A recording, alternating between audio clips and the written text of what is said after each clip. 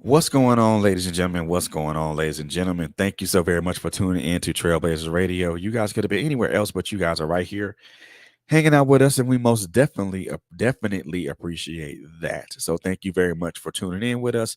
Thank you for just hanging out with us, and just most definitely thank you for just being here with us tonight. And want you guys to continue to like, share, and follow. May please like, share, and follow. Share this with your circle of influence or anyone that you know that could benefit from this particular podcast or this particular message tonight. I am very excited with. I'm very excited about what I have in store for you guys. I mean, I normally don't do this. I normally don't do stuff like this a lot.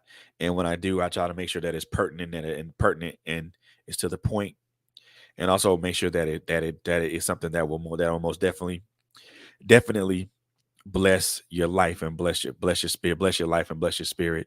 So for those who don't know who I am, my name is Frederick Beatty. I am the owner creator of Trailblazer Radio, and I am one of the hosts of the Author's Alley. And I'm a seven-time author with 4 books that I've co-written as a co-author, and 3 books that I've written on my own.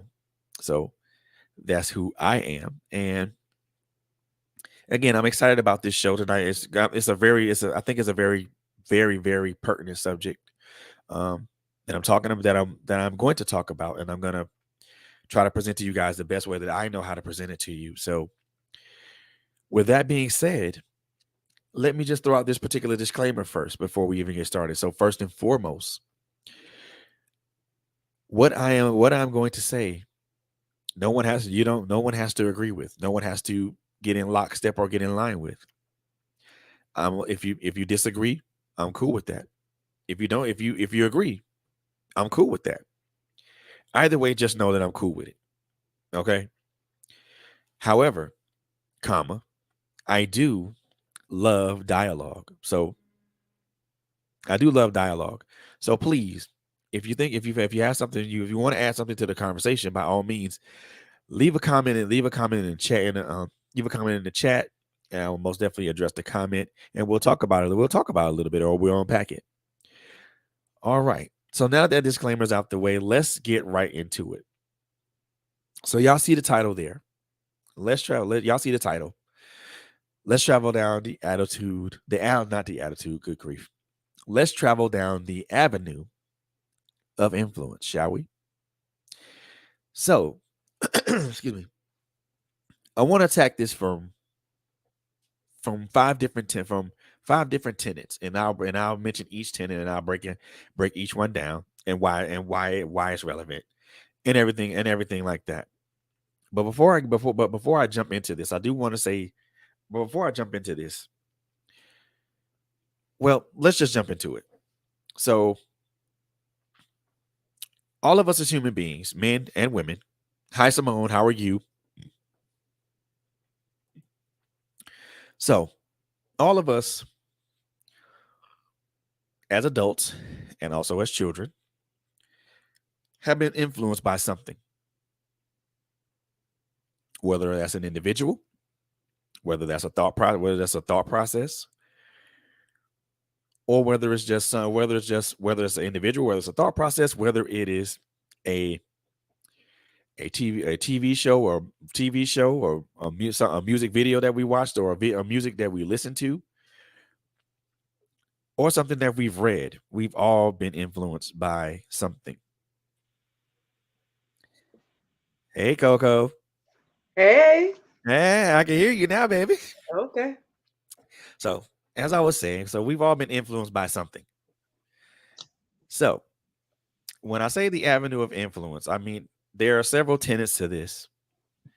And like I said, we've all been influenced by something in our lifetime, whether it's music, something we've read, something we've watched on TV, through the many news outlets, whether it's something that we watched on TV through other media outlets, or whether it's something someone said to us. we as human beings have been influenced by a myriad of things, a myriad of things. So, with that being said, let's start with the first tenet that I'm going to talk about tonight, and that is what I call the bubble. Before anyone asks me that, I'll say, well, let me just tell you what the bubble is, or what I think that it is. So the bubble is the reason why some of us were protected or shielded from certain influences was and that reason is a direct result of our parents, grandparents, and other kinfolks and around in a protective bubble. That bubble protected us from that bubble protected us from a myriad of things. That bubble protected us from undue influences. That bubble protected us from um, people saying bad things about us. That bubble protected us from lies and hearsay. That bubble protected us from that bubble even protected us from some of our own family members. And that protective bubble started at birth. The moment that we were born, the moment that we were born, our parents started building this protective bubble around us. That but again that bubble increased in size as we got older. As we got older, as we got older, we were influenced by more things. Um, and also that bubble extends out to not only to our kinfolk, but also extends out to other people that are other not only other family members, but also more prominent members, not prominent members in our community, but also members in our church community. There everybody knows that there was a church mother or a deacon that made sure that you guys kept yourselves out of trouble and out of danger, and they were very hard nosed with you. So everybody can remember that at one point.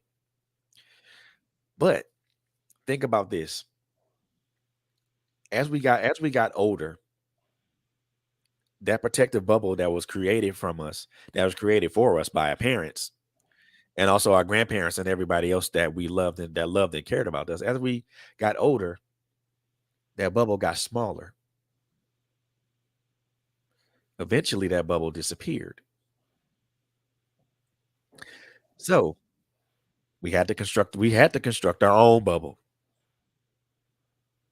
As we got older, and we grew less dependent upon we grew less dependent on our parents and our grandparents and other people that we consider friends and family to protect us. We had to construct our own bubble. But how were we going to construct that bubble when we had no idea what to protect ourselves from, or what was influencing us, or what we're being affected by, whether externally or internally? We had no we didn't know what we were constructing this bubble against, or even the reason for constructing the bubble. So as we got older, we we constructed this bubble, but we had no idea what it was going to protect us from, or better yet, what we were hoping it was going to protect us from. So let's unpack that for just a second, for a second or two.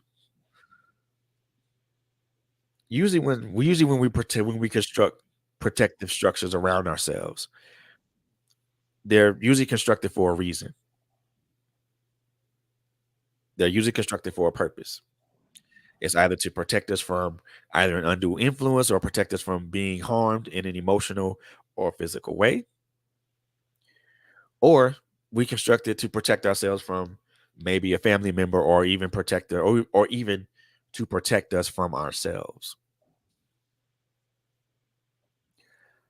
But again, as I stated before, as we get older, we construct this protective device or this protective layer around us, and we have no idea what we're protecting, or what the purpose of it is for, and why we're doing it.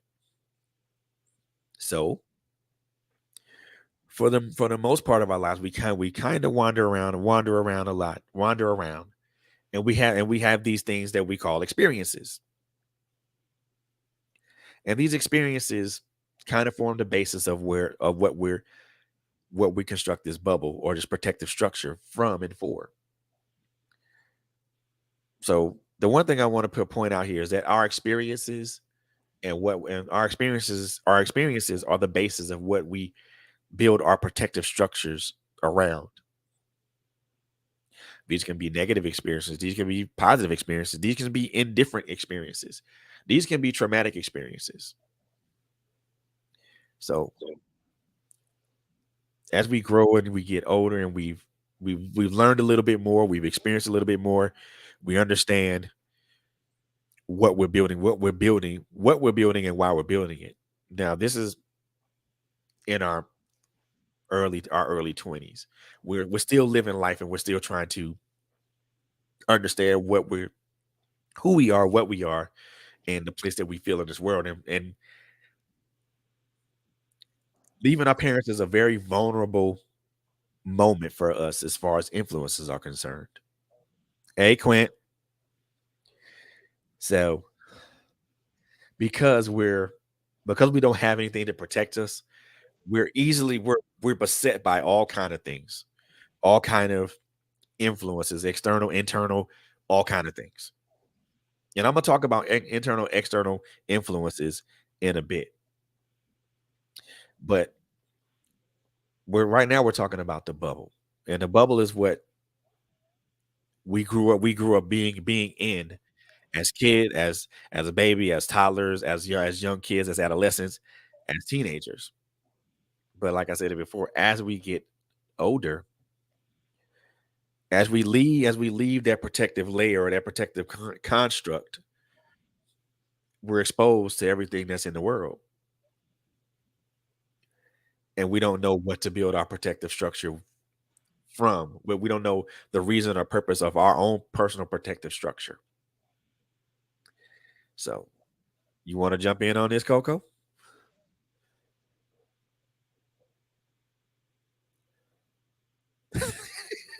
You want to jump in on this, or you want me to continue? Come on, come on. Okay. I mean, Um, you can wait. You can wait until I get a little further into it. well, are we going in order? The way you sent it to me, are we going in order? Yes, Okay. you want to wait? Yeah, I'll wait. Okay, cool, cool, cool. So, and then you let me know when you want to chime in, and we I and then we'll run it. got okay. So, excuse me. So there's the bubble. That's I mean, and it's not really much to talk about it as it comes to that, because that's the basis of where we are. How we begin. As I stated before, the bubble is that thing that was created by our kin folks and our parents and our grandparents and people who loved us and cared about us.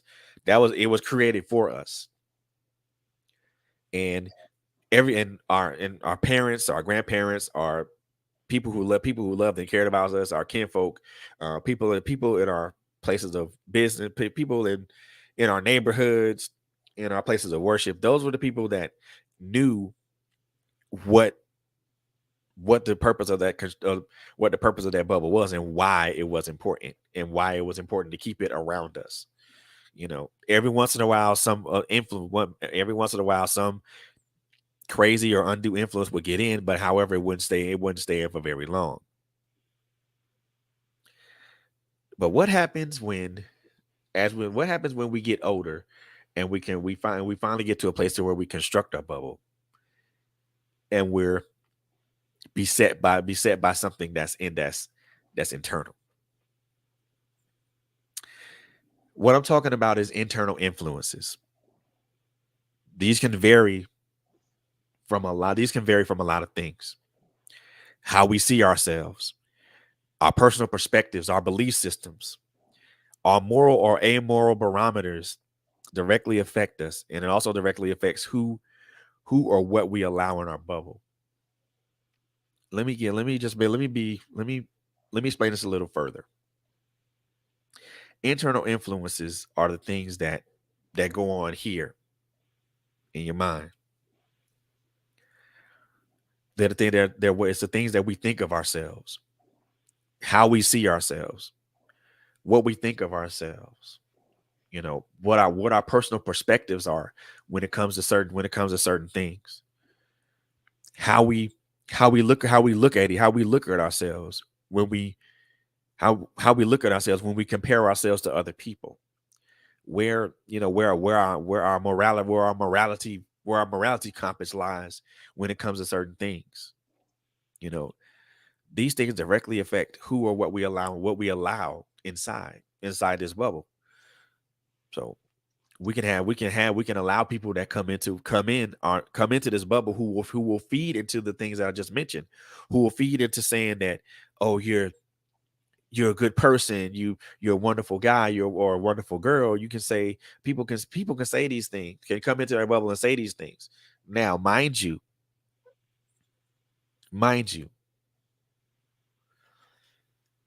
people can enter this bubble under the guise of benevolence and can have completely malicious intent. Let me repeat that. People can come into your bubble. People can come into your bubble internally because they're not speaking to the external person. They're speaking to the internal person. They can come into your bubble with malicious intent under the guise of benevolence. These people will literally wreck you emotionally, psychologically, mentally. And when they finish wrecking you, you're literally left a shell of who you are. And it's very hard to put up that protective bubble again when you've already been violent, when you allow someone in that bubble and they violate you in that way.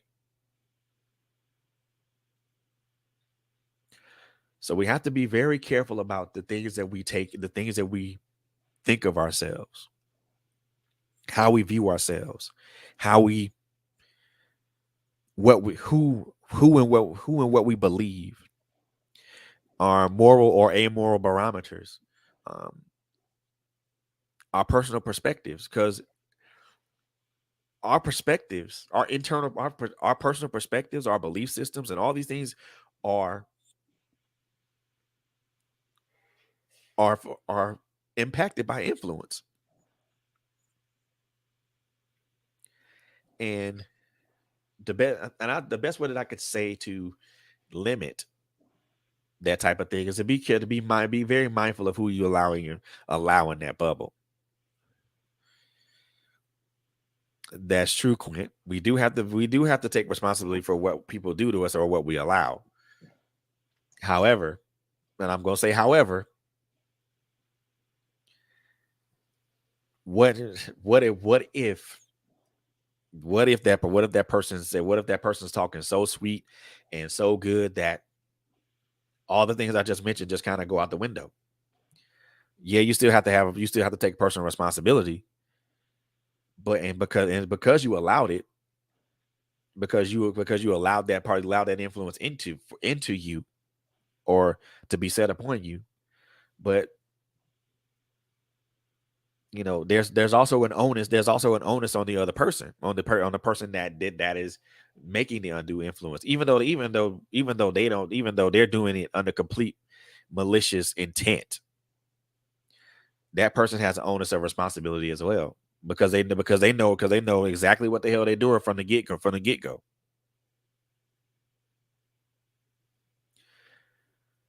But as you stated before, I will agree with you, Crit. The responsibility falls on us to who and what we allow.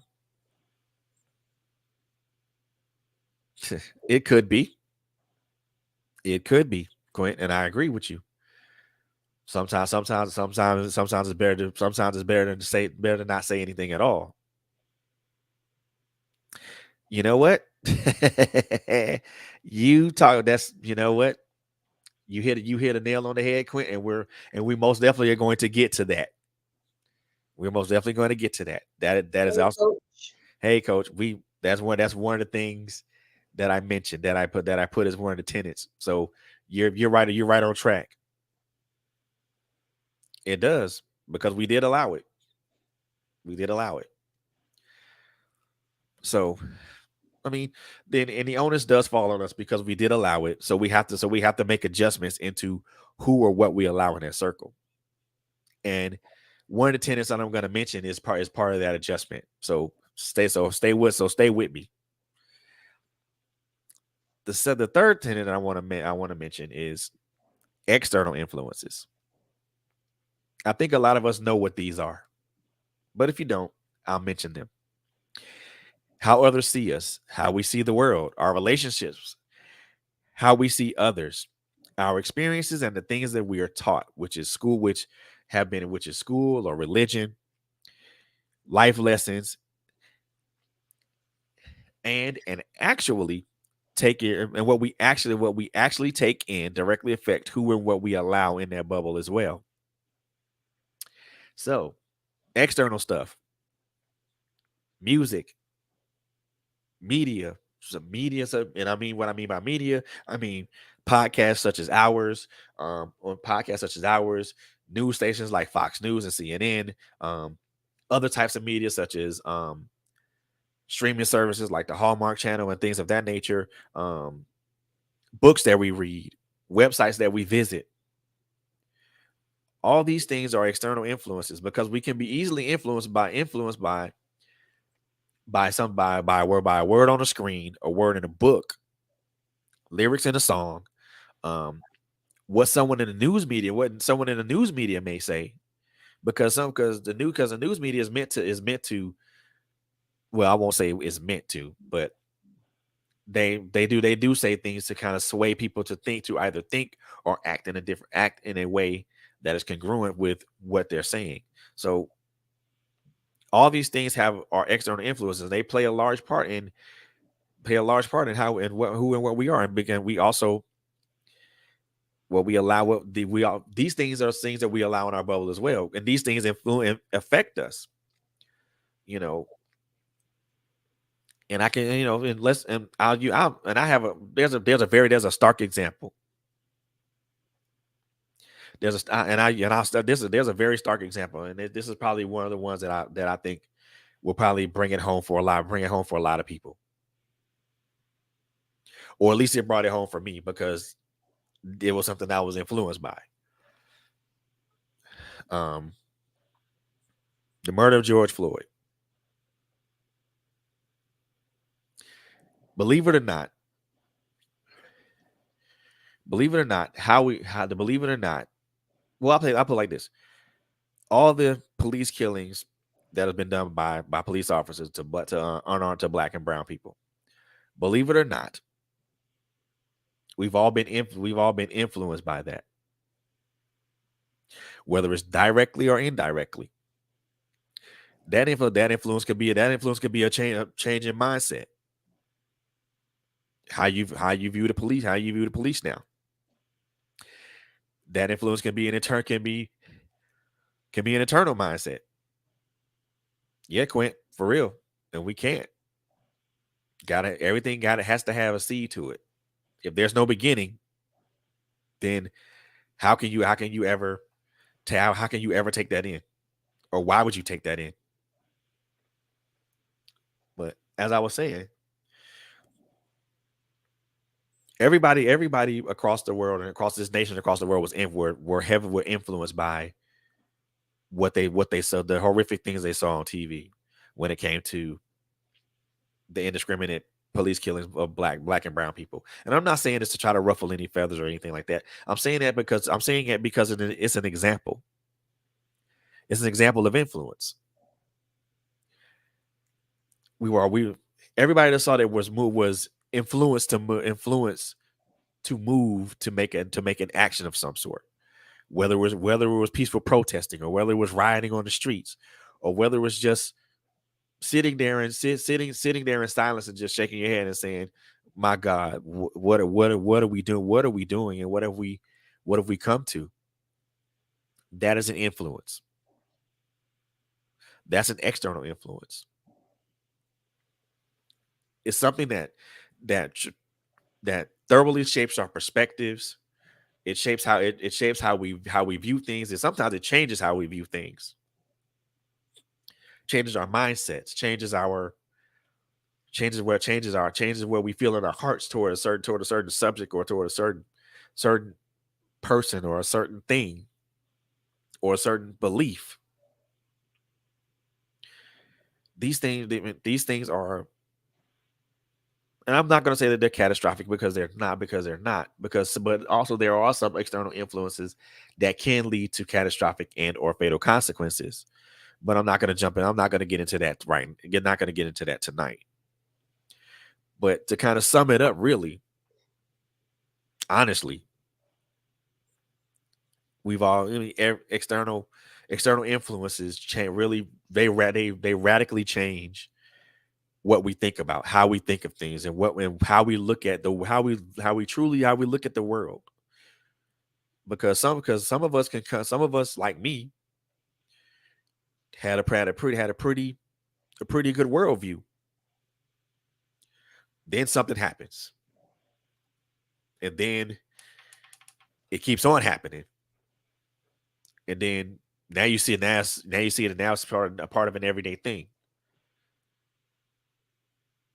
That it doesn't quickly change your mind, but it does kind of make you see things in a perspective that you probably wouldn't have saw it before, or you may never would have thought about seeing it before. Just think about it. You know, think about a lot. Think about now, and I'm not going to use those events because that's just an example. Think about what happened on January 6th of this year. Think about what happened when think about what happened when Joe Biden and Kamala Harris were elected. Those were experiences that had influence as well. One thing showed a lot. One thing showed influenced a lot of people by saying, "Wow, this is what we do." And another experience influence people to hope and believe. If you look at it that way.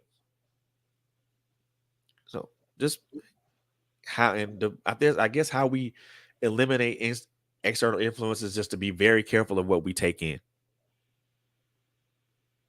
and how we take it in, because external influences can come from many places. It comes from you seeing things, it comes from you hearing things, it comes from you speaking things, it comes from you listening to speaking to things. You know, we're influenced by all influence affects all five of our senses: sight, smell, touch, taste, hearing, everything. It's something that affects all five senses. What we touch, what we taste has an influence. What we hear, what we speak, what we see has an influence. And again, it's based upon those excuse me, those things that we see, those things that we hear, those things that we taste, those things that we smell, those things that we touch.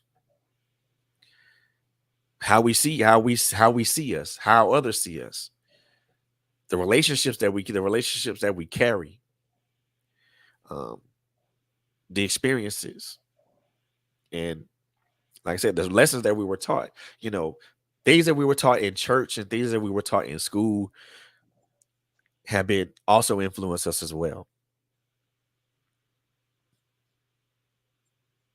And sometimes those teachings are good, some of them are bad. But again, I'm not gonna not gonna knock anybody at this point, because I don't want because that's not the reason why I'm here to talk right now. But the lessons that we were taught in school, and also the things that some of the things that we're taught in church, have influence.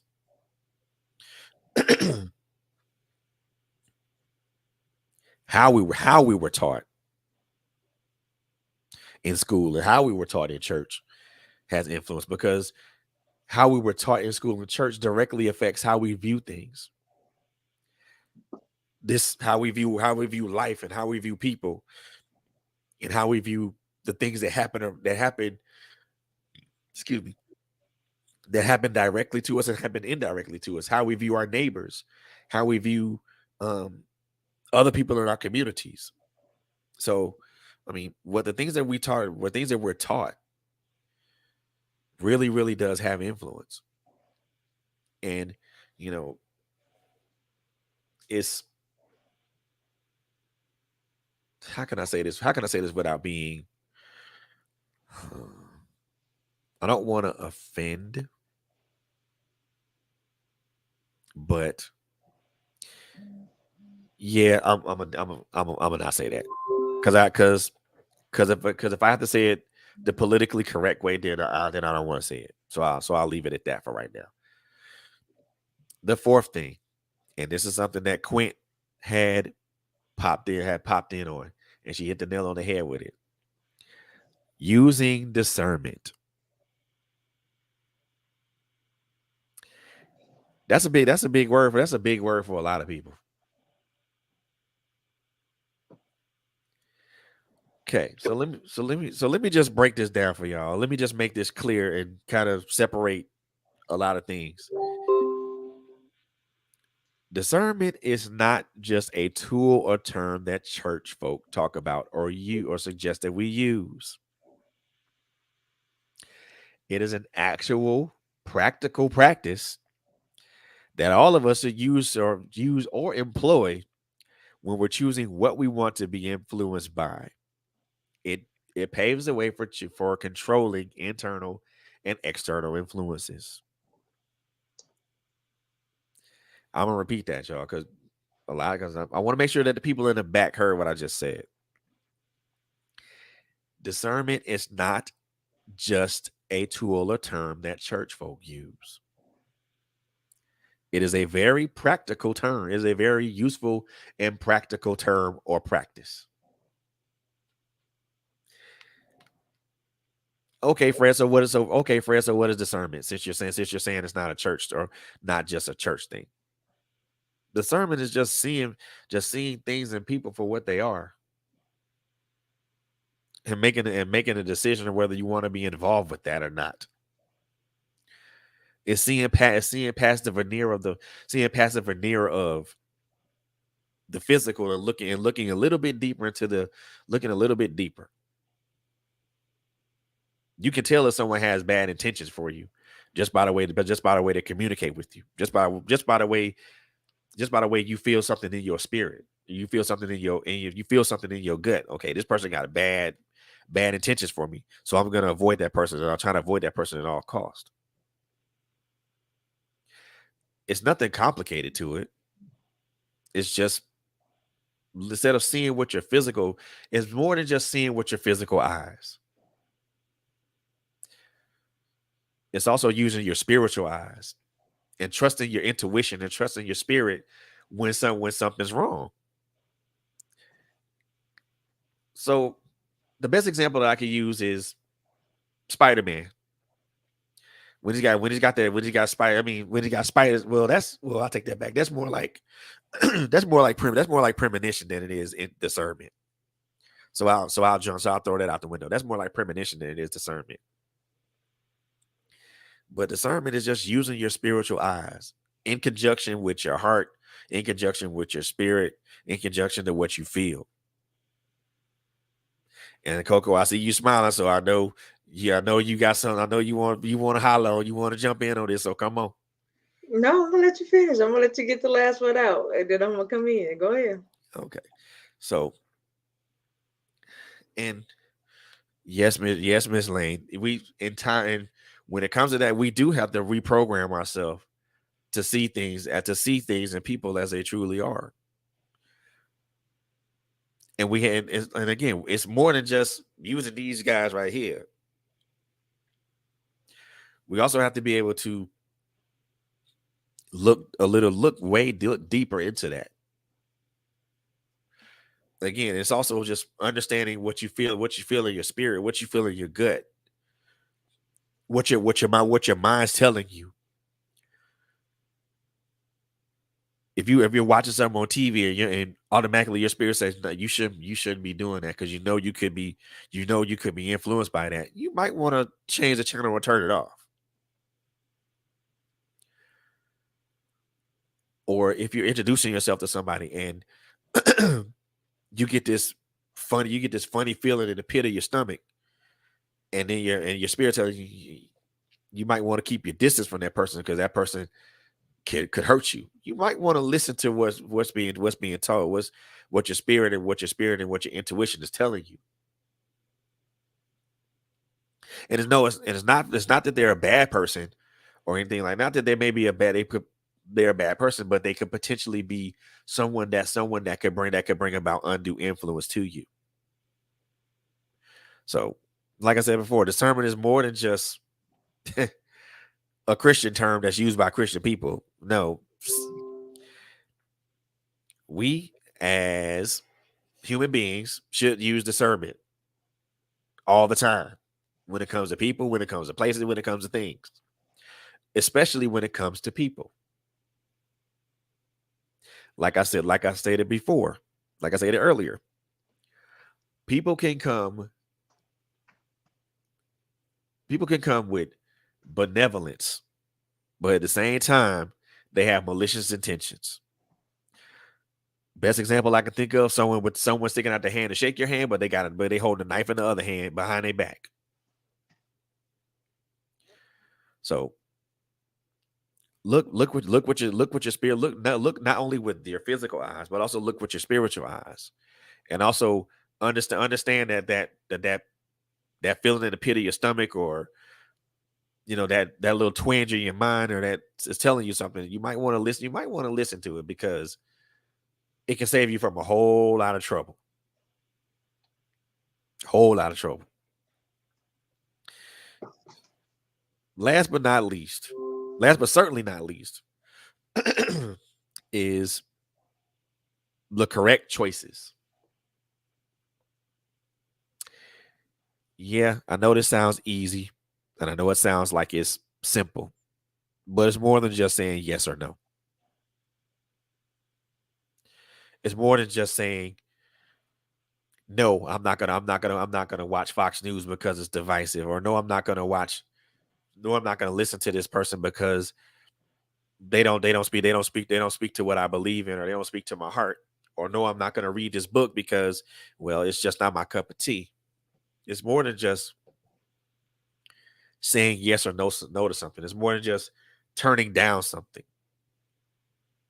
Correct choices involve fully looking at who and what influences us and blocking out noise and distraction so that we as human beings can move fluidly. What do I mean by that? We have to look at everything that we're influenced by. And we have to either put it on the shelf as it is not a good influence, or retain it because it is a good influence. And yes, there are some things. There's such a thing as good and bad influences. Good influences are people and things that are positive. People that speak life into you, that are always encouraging you, and they're not coming at you with some crazy malicious agenda. They're truly coming from a place of benevolence. Those are good influences. Bad influences are what I mentioned earlier. What I mentioned earlier. People and things with malicious intent, that with the malicious ideations with the intent on destroying you. So yeah, it does go down to making just the correct choices, and understanding the responsibility and the accountability that goes with those choices. At the end of the day, we either reap rewards or we reap consequences from the choices that we make from influence. Again, The reward is either a good thing or it's either a bad thing. There's going to be a reward from the choice that you made. Is the choice that you made is going to depend on whether it's a good reward or a bad reward. So we have to make the correct choices. You have to say, when you see something that you know is a bad influence, and you feel it, and you feel it in your heart, you feel it in your heart, you feel it in your spirit, and you've already used discernment, and you know that that's going to be a bad influence. You need to be strong enough to say no. You need to be strong enough to turn away and say no. And and trust me and believe, I know that that's difficult, because it's hard for some of us to say no. It's hard for some of us to say no. I can say that personally. It's really hard for me to say no, because my thing is, I want to try to help everybody. I want to try to support everybody. I want to try to be that benevolent person for everybody, because that's just the nature of who I am. Guess who had to start using discernment? Me. Guess who had guess who had to learn how to start reprogramming myself, Miss Lane? Me. I had to learn that that it was okay. And look, let me just put this out here to y'all right now. It's okay to say no. It's okay to say no. It is totally okay to say no, because again, when you understand, when you look at that thing for what it is by using discernment and understanding and determining whether it's an internal or external influence, and then using discernment to be like, to see what that is, see what it truly is, by using spiritual eyes and your spiritual, and also trusting your intuition. And then and it's okay to say no. It's okay to say no. It literally is okay to say no. And when it comes to blocking out noise and distractions, I think a lot of us tend to not understand what noise is.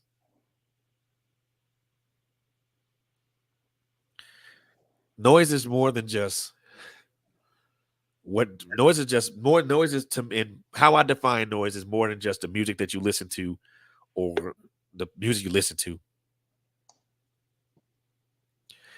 Noise is also the things that people tell you and the things that you tell yourself. Noise is those positive things and those negative things that you tell yourself.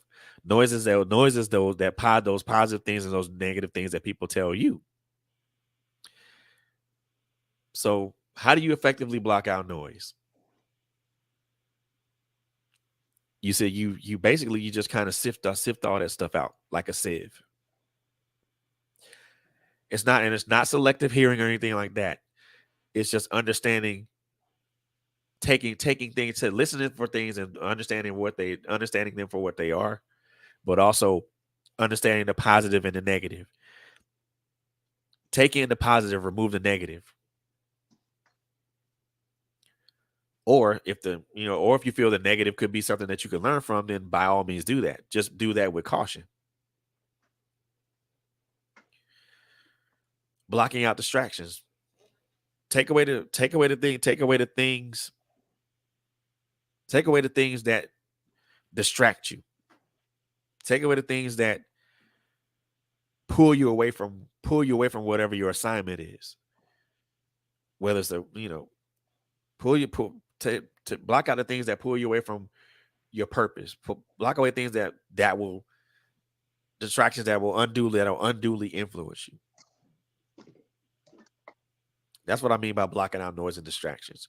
It's taking away the things that can affect you in a way.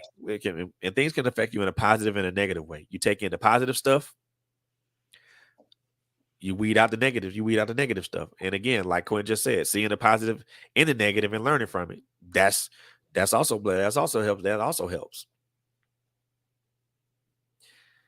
But you have to be able to see that, see the positive in the negative before you're able to learn from it. A lot of us don't do that. A lot of us a lot of us don't see positive and negative situations. All we see is a negative. And unfortunately, that's how we are. That's how we are. The other part of the correct choices is it also involves the inclusion of the right people and a solid base in Christ. What do I mean? What do I mean by that? Inclusion of the right people.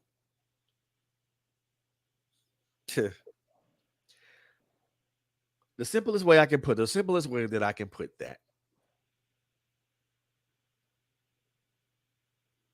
Uh, Simplest way I can put that. Okay, so that's that's one thing. That's one thing, Miss Lane. The other thing is like this. The simplest way I can put that is this. So, and I'm going to use an example that I saw. So, I watched an episode of a podcast called The Pivot,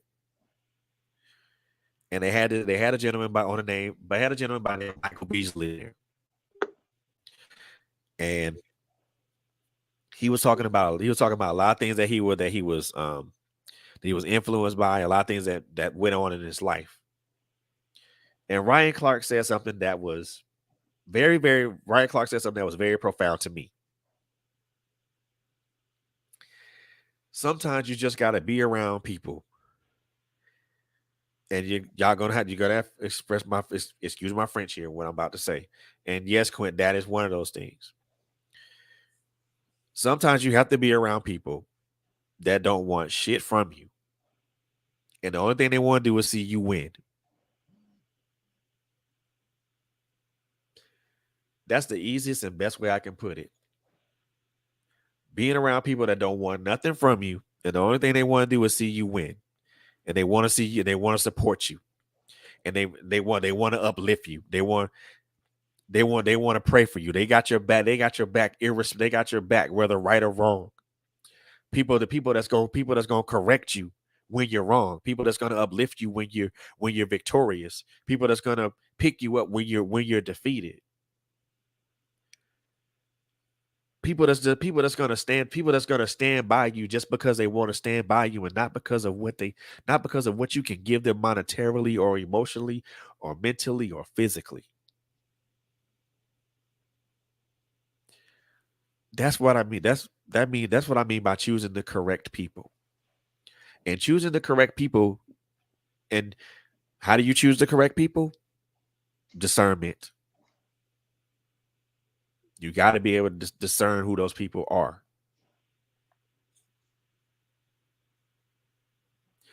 You got to be able to see those. So you got to be able to see those people because those people don't want nothing from you. Those people don't want to bring any harm to you. Those people don't wish harm on you. Those people want to build you up.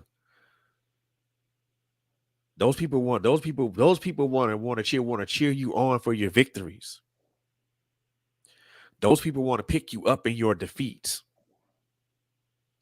Those people are going to say, those people are going to pull you to the rug when you're wrong.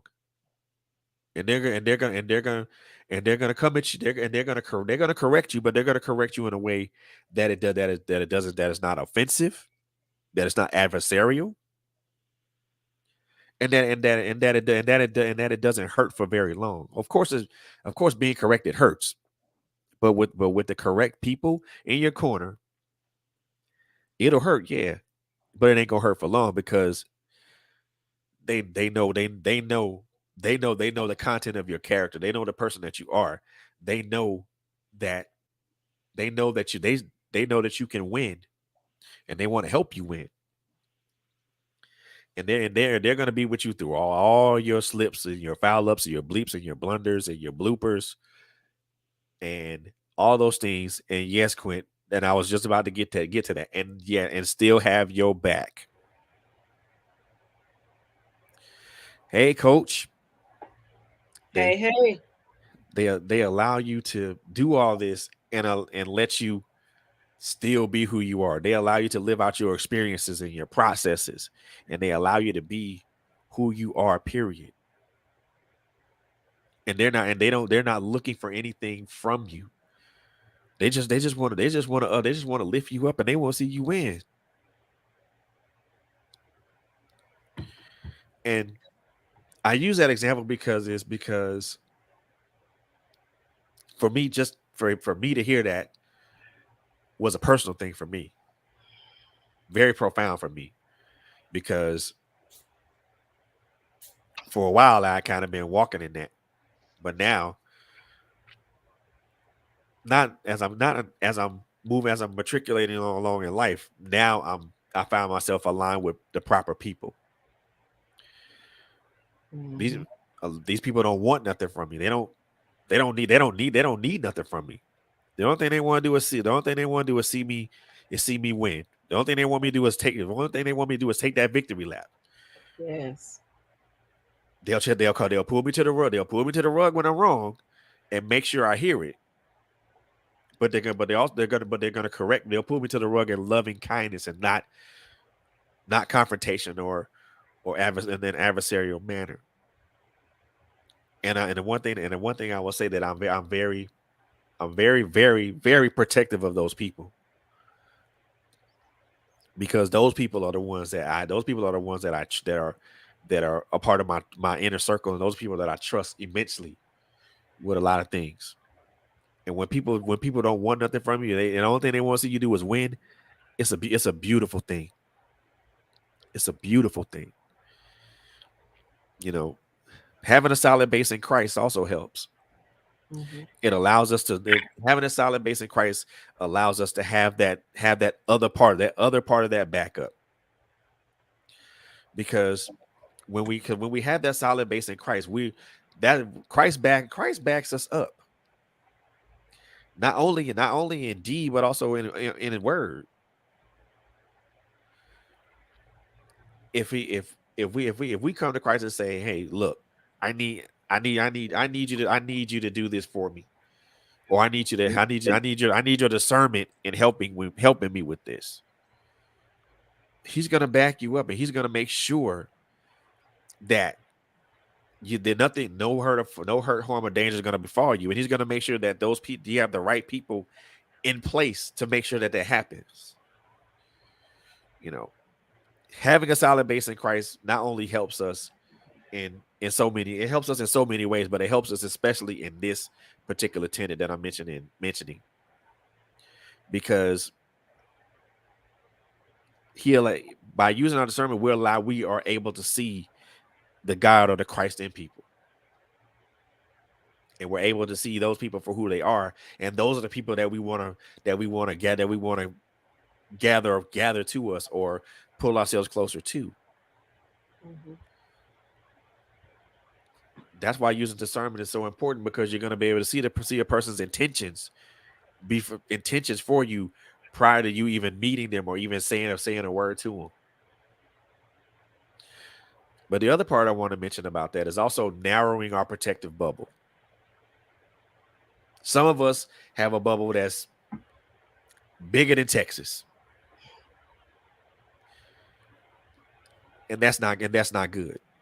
When I say that, that means that person, we can be influenced by any and everything, and or things that, or we've already been influenced by something and we just don't know it yet. You have to narrow your protective bubble, because there's a lot of things that could go wrong if you don't. Some people expand their bubble just because they don't want to be hurt. They don't want to be hurt, or they want to make sure that they're thoroughly protected. Not a problem in that. I don't see an issue. I don't see an issue or problem in that. However, your your protection is overextended. Why extend your protection that far? The protection only apply to you, or should apply to only your personal space. Mhm. However, because we're human, we want to project that everywhere. Nah, reduce the radius of your protective bubble. Only put it to your only reduce it to your person, to your protect to your personal space. Usually your personal space is probably the length of your arms, which is probably somewhere between maybe 3 to 4 feet. You don't need to have that out that far. What are you taking in? What are you allowing in? Or better yet, what have you already allowed into inside that protective structure? Yeah.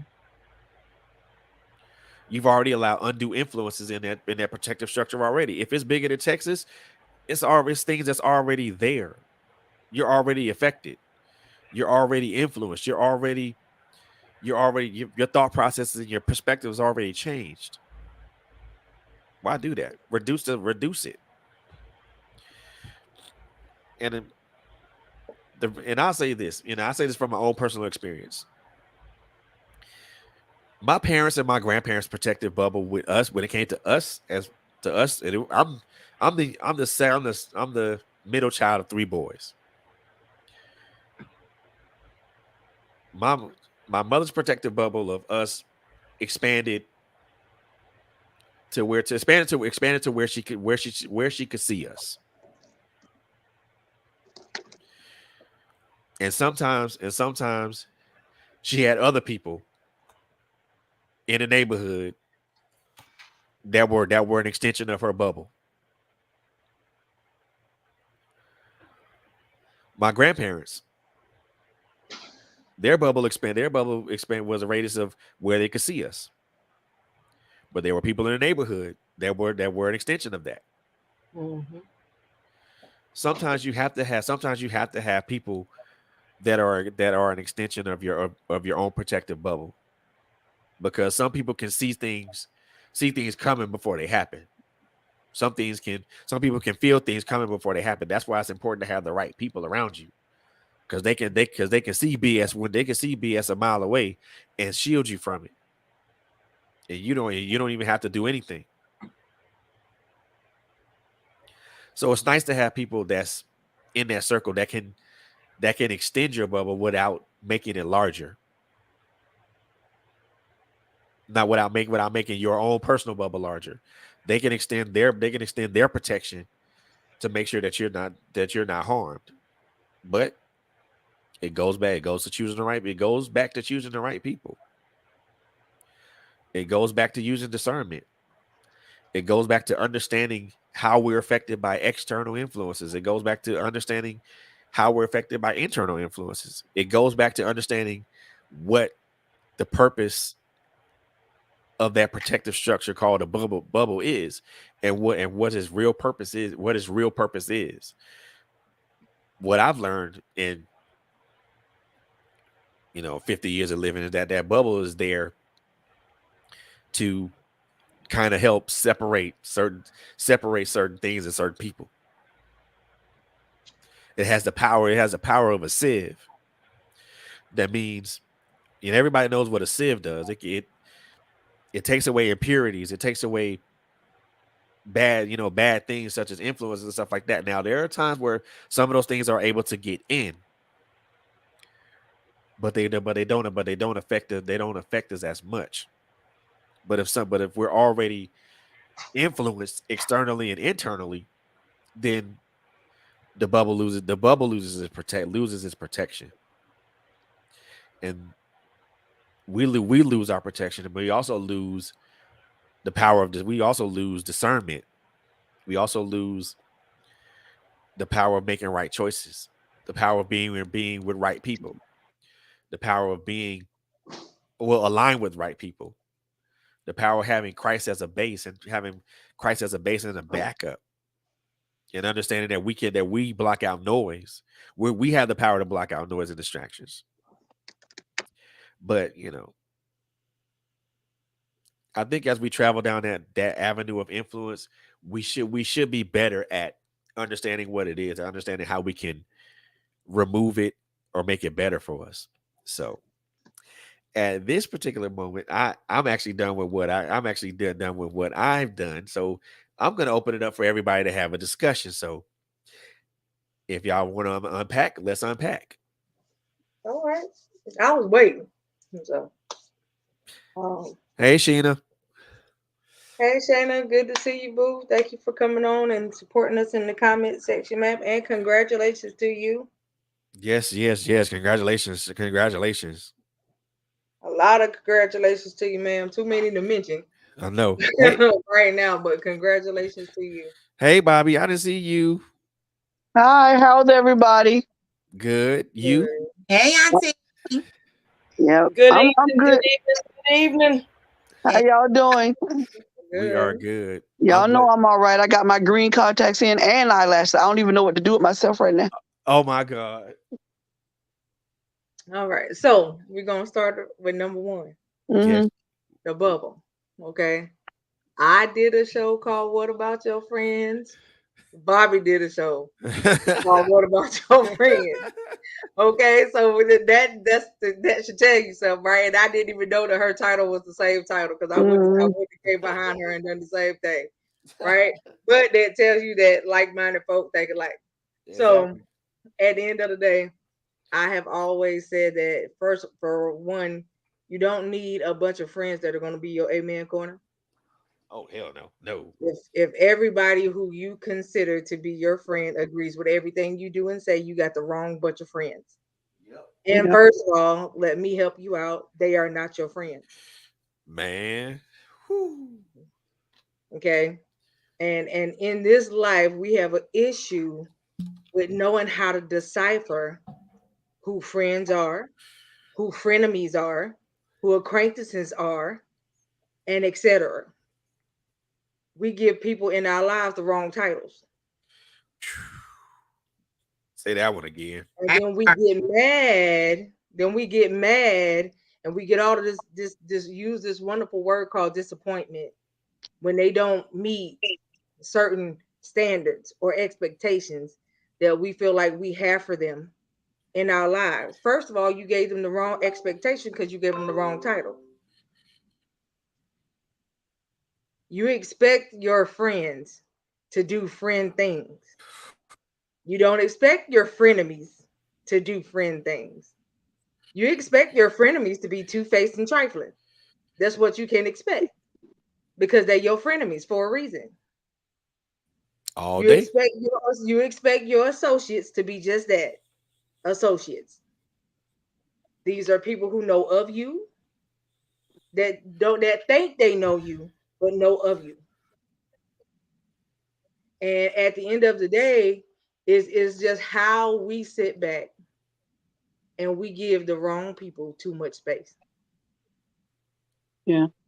when it comes down to the bubble. You give the wrong people too much access, and then when it's time to cut them loose, you don't know how to cut them loose. Hmm.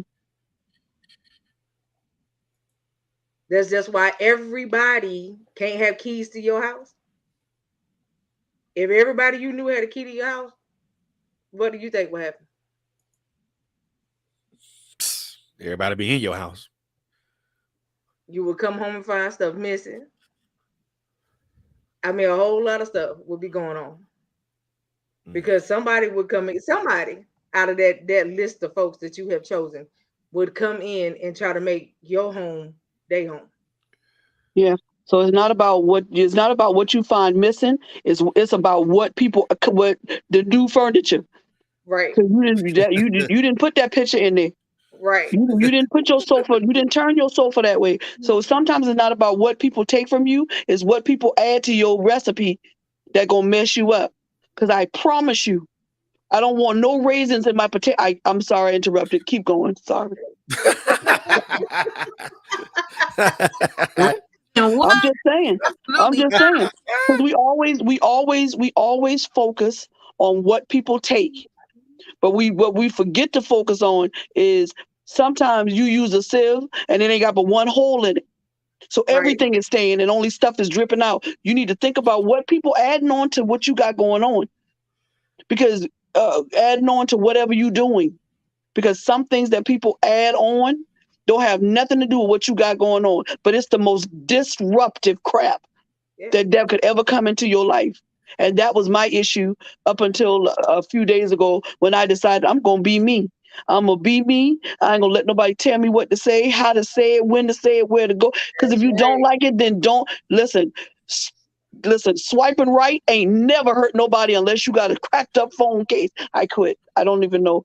Yeah. But you said the truth. Again, it's not about what they take out. It's about the residue they leave behind. Yes. Yeah. It's the residue that's left behind. And at the end of the day, you can kick people out, but if you don't remove certain items, it's still the spirit of the thing left behind. Right. So that's the biggest issue when it comes down.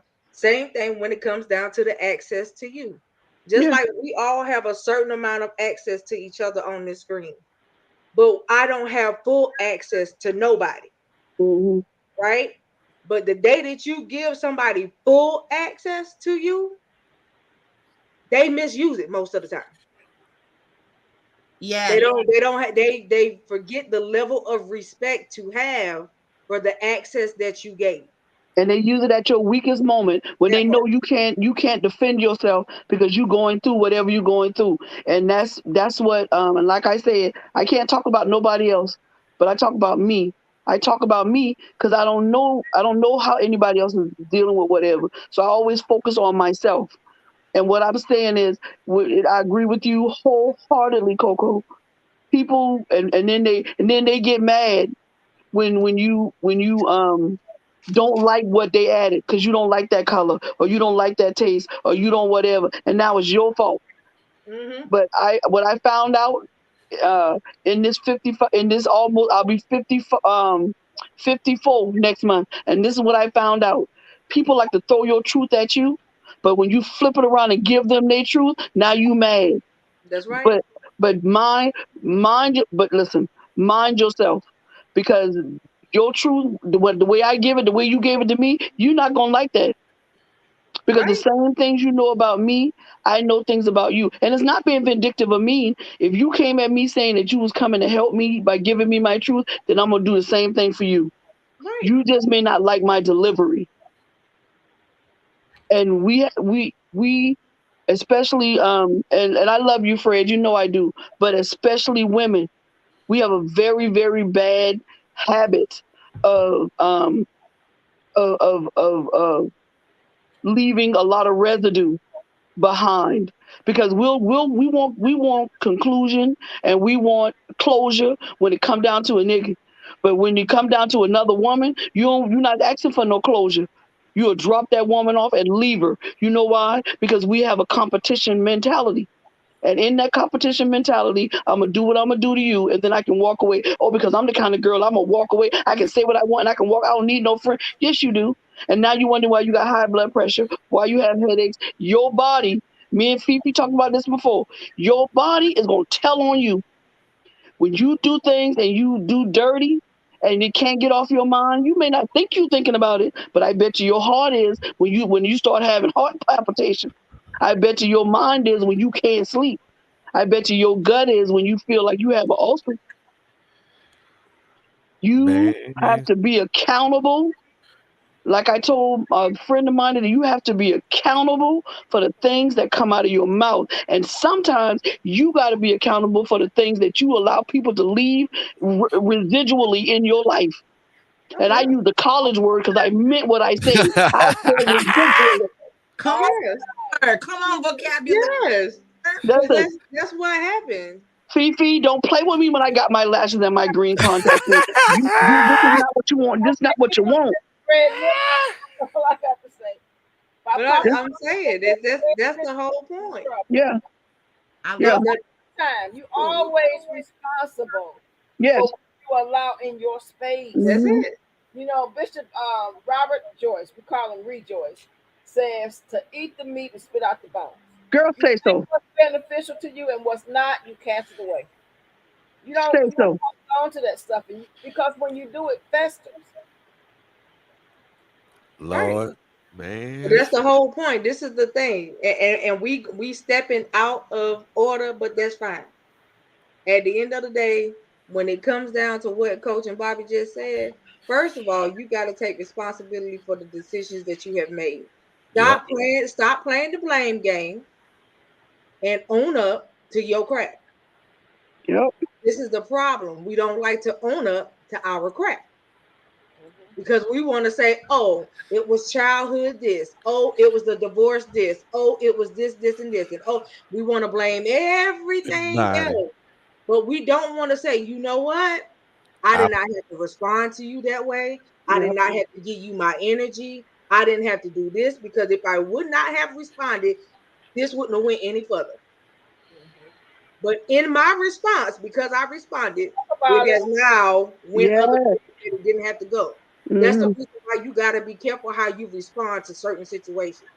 Each of us know certain things about each other on the screen, Right. but it's Right. not my business to go tell anybody what you have told me in private. Yes. I don't care how much of a falling out we have. That was still my business between me and you. Now, if you go do that, that's on you. Talk about it. Trust and believe if it get back to me, I will check you though. Yeah. But at Yeah. the end of the day, I don't have to do that to you because you do that to me. right. You don't have to repay evil for evil and tat for tat because if you're gonna be like that, that makes you just as bad as the next person. Right. And that's Exactly. the reason why you're supposed to be different, as you say that you are. You're supposed to be different from everybody else that you meet. And if that's the case, walk in your differentness and stop trying to compromise yourself and be like the next person. Yeah. But you know what Yeah. I've learned, Coco? This is what I've learned. Because I know who I am and whose I am, and I mean this with every fiber of my being, I truly pray for those that do harm to me. That part. Because I'm scared for them. That Oh, part. Because I really do know who I am. come on. And God said, vengeance is mine, I will repay. And he knows your heart like he knows my heart. He knows Oh, what's Right. gonna cut you and gonna hurt you really, really bad. So when Right. people do bad to me, I truly pray for them. Right. I have wailed for people. God, please don't kill them. Please, Yes, sir. yeah. Yeah. Yeah. Come on, coach.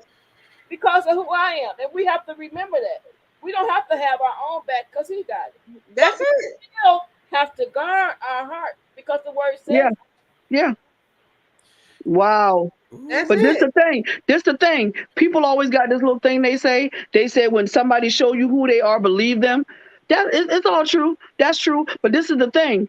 You can't get mad because they being them. You No. feel me? Like you can't get mad. First, listen. talk about it. You knew No. that girl was a hoe when you brought her in your house and she was your friend. Now Mm, she sleep with your husband and you mad at her.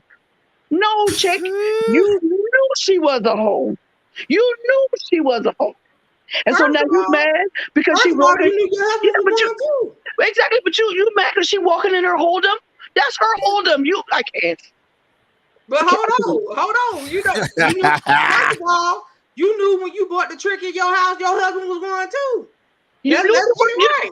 You knew. Let's get it right. Because it take two of them to make a meal now.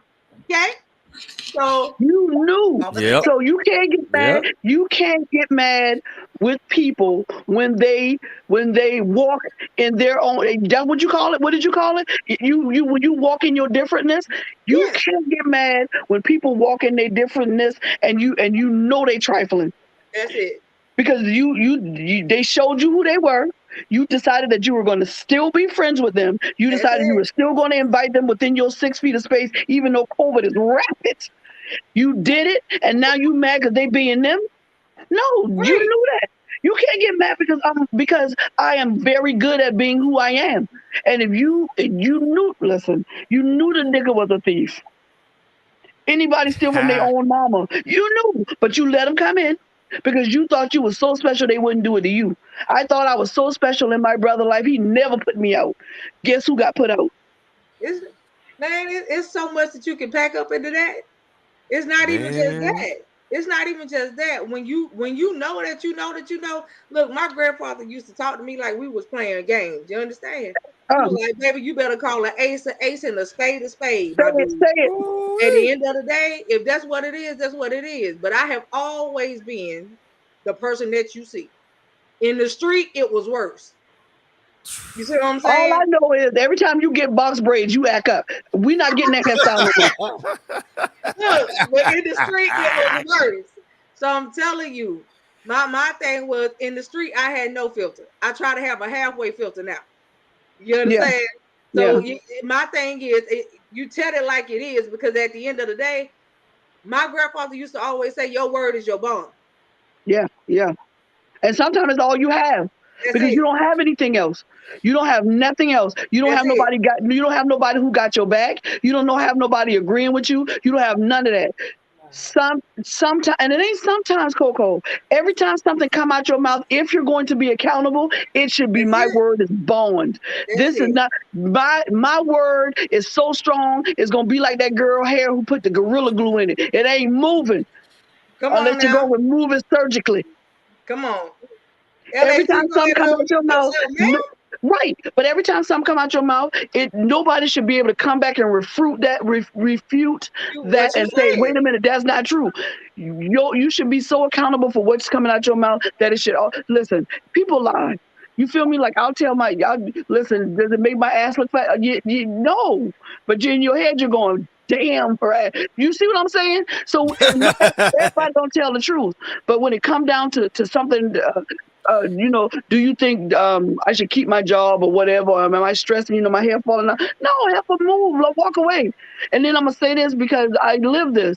Is he beating me up? But I love him so much. Girl, you got to go or he gonna kill you. You understand? And so Right. every time something come out your mouth, if somebody can refute that, or they have the evidence or the what did Turing call it, the receipts to call you a liar, then when you get the feedback and somebody say, well, you lying or whatever, you can't get mad at them because you let that lie come out your mouth. That is what accountability is. Accountability is not just there go my phone. It always do that. That's all I have. I Can want I to say back. something real quick while she's dealing with her phone?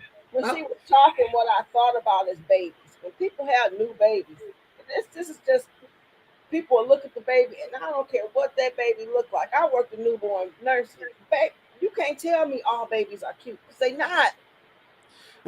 Oh, that baby's so they pretty. not. I don't say that. I look at the baby, and if it don't look, it look a little old manish like my son did. I said, oh, uh, don't uh, lie. uh, Look, look. I say, oh, mm, oh, look at him. Or what? Look, I looked at my own son. That was like a real uh. old man, and I was like, okay.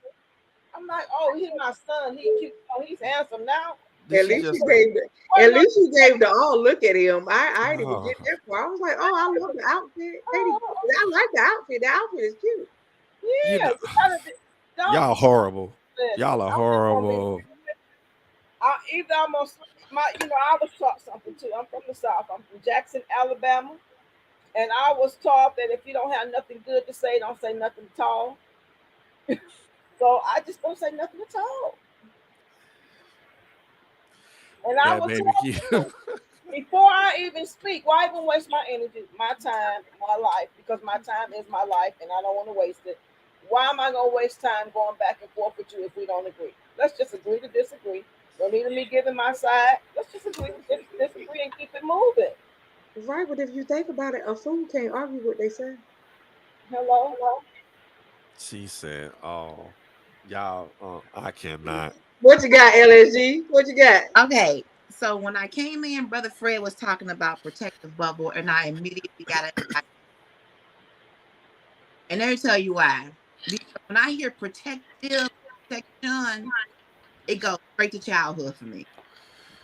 So when you are creating your own bubble as an adult, but you didn't have that as a kid, it almost leaves you kind of raw out here. Like, where do I choose from? So I feel like because I did not have protection in my home, and let me just be clear, A parent providing a place to live is not providing protection for them. No, that's not protection. Exactly. That's providing shelter.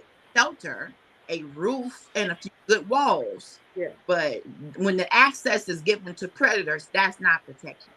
So I found when a child doesn't have that, he or she is going to look for that or look for that missing piece in other people. True. So that's why when I was 14, my boyfriend was 51. Okay? Y'all heard that right. Eh? Real talk. He told a lie about his age. I told a lie about mine. We had a chat line back in the day. You call the time, it turned into a party line. Yeah. A whole bunch of people. They still got it. It's live links. I'm telling you. Ooh, They still got it. Hold on. I'm like, okay, this dude is saying, I like you. I think you are cute. I don't even know how, because we ain't had no cell phones and FaceTime. So I guess my voice was nice. I want to get to know you and do all of these things. I'm gonna take care of you. You will gravitate toward that, and you will have a view of what protection should look like.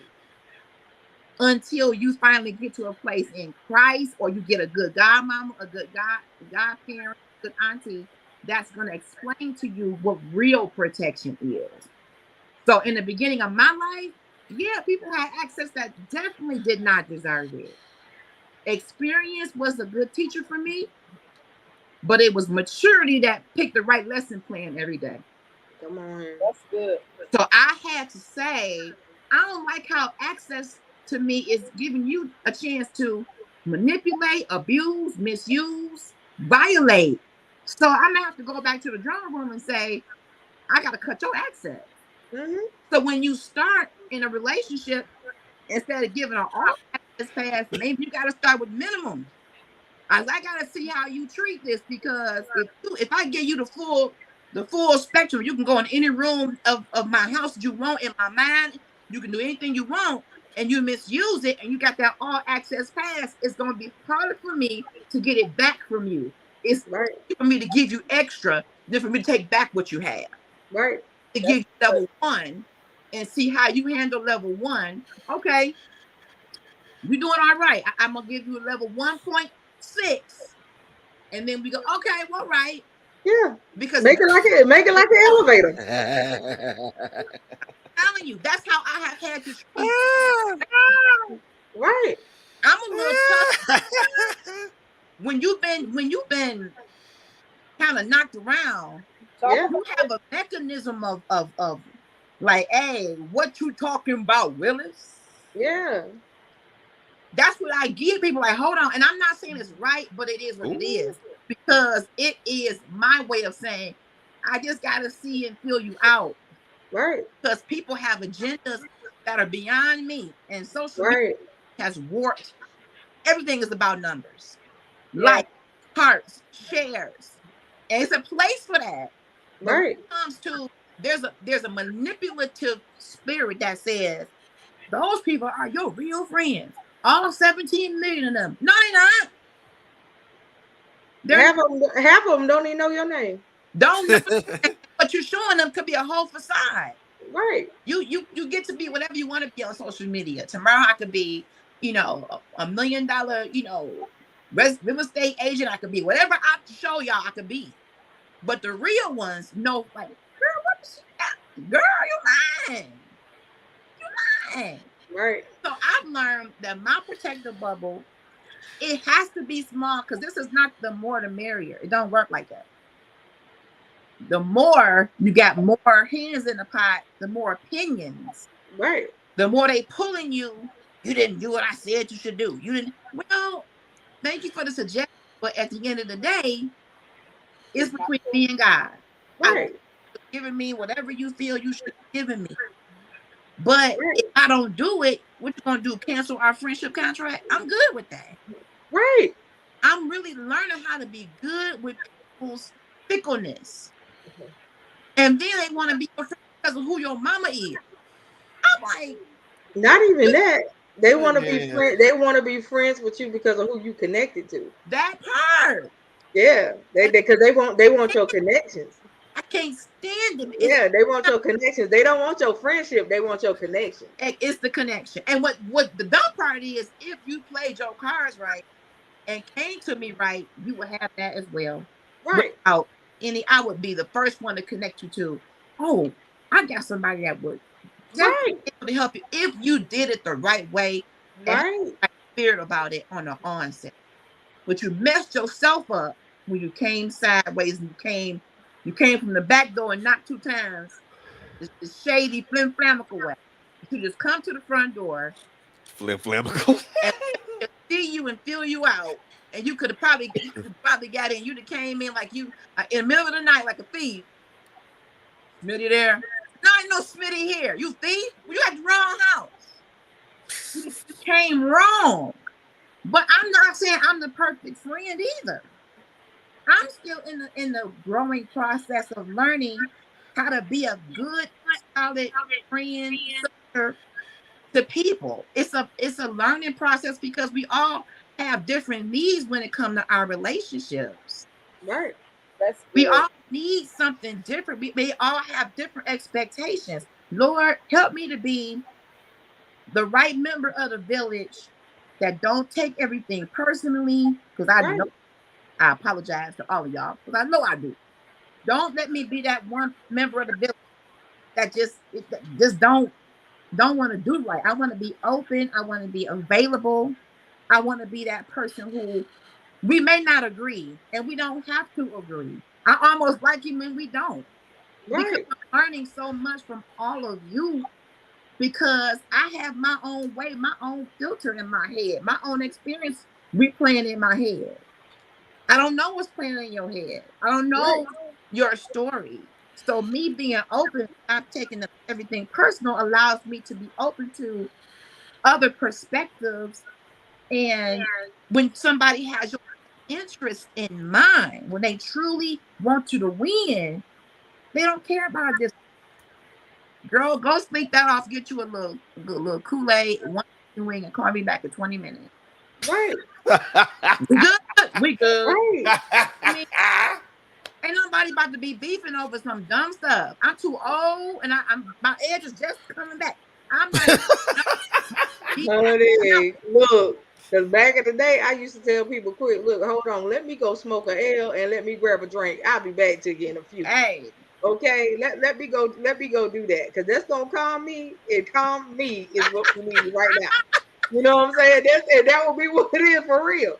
You know what I'm saying? That's what I used to tell the people. Look, I can't. You need to calm me. And to calm me, when I had an L in my system, I was just mellow and I was all smiles. That's how you needed to keep me, mellow and smiling. And that was it. Because before anything else, that was not it. Honey, I would dot your I just as quick as you can say my name. Like, for real. Lord, and I ain't like, I was angry. I ain't like people. I told y'all. I was angry. I was an angry little something. For real. You couldn't look at me. You couldn't say my name wrong. And I'd be like, you got a problem. Oh. For real. I'm telling you, ask somebody that know me. Ooh. Like, for real. And they would tell you that I used to do that. And I mean, when I tell you I had an attitude from a place that you didn't like. Oh my God. My attitude was real. So I'm telling you, like at the end of the day, I bless the Lord for his works that he has done. Okay? And I'm telling you, the works is wonderful. So at the end of the day, man, like it's just so much behind that. But the whole thing with the bubble, whoo, that's access that everybody ain't got. No. And I don't call everybody friend. Nope. Everybody ain't my friend. You're an associate. I know you. I know of you. And that's it. Right. That's what it is. But to say that you're my friend, it's double standard, though. Yeah, you're not my friend. Yeah. And I have no problem with giving somebody the gift of bye-bye, baby. Not one. If you want to go, baby, they're going to know the same way you came. It's the same way you can leave. And I'm cool with it. I have no issue. I ain't going to have no problem. Not none. And don't so it's just like, don't know split ya. Look, I got no problem. Not none. And then when we let's go ahead and go to the internal influences, right? So my morals have always been the same. If I treat you a certain way, I expect the same thing back. So imagine me back in the day. If I gave you what I told you I used to give out, I wasn't expecting nothing else in return because I want nice to people. You know what I'm saying? So how can I expect you to be nice to me when I'm mean? I can't expect that. You know what I'm saying? So when people would come up and try to be nice to me, I'd be like, okay, and what's the catch? That was my thing. What's the catch? You being nice for what purpose? Because I haven't been nice to you at all. So I'm waiting. And I would literally sit there and wait for the catch. And half of the time I will actually be right. So I'd be like, okay, like I thought. I knew there was something behind it. It just had to show itself. But at the end of the day, okay. So then, even when I didn't know who I was then, like I know who I am in God now, I still knew. He still never left me unaware of who was in my presence. You see what I'm saying? So a lot of people feel like that when they get to certain places and they got to be to certain places in the Lord, and that's when the discernment comes. No, baby. Your gifts come without repentance. And discernment is actually one of them. Your discernment increases once you grow in God. But you have always had discernment because he's always told you no, don't go do that. He's always been that little silent voice. Don't do that. Nope. I need you to stay away from them. Don't go in that building. Nope. Don't you pick that up. Nope. And you wouldn't be as soon as you get ready to go do something, you would literally draw your hand back and ask yourself why you just stopped. That was the Lord. That was the discernment right there. That was your key. But because you didn't know and you didn't have relationship, you couldn't say that that's what it was. So at the end of the day, a lot of people, the way they put this relationship and put the Lord and the Bible in the box in a bubble, when there's no bubble and box to put it in, because it's such a broad range of who he does, because his word says miracle signs and wonders. If it's miracle signs and wonders is a whole lot of things. So how can you box it in and be like, oh well, I don't see him. Oh well, I don't hear him. If you don't see him and you don't hear him, that's because you don't want to. Because he always talking. It's just the fact that you're not catching it. Mm-hmm. There's something in you that's blocking him out.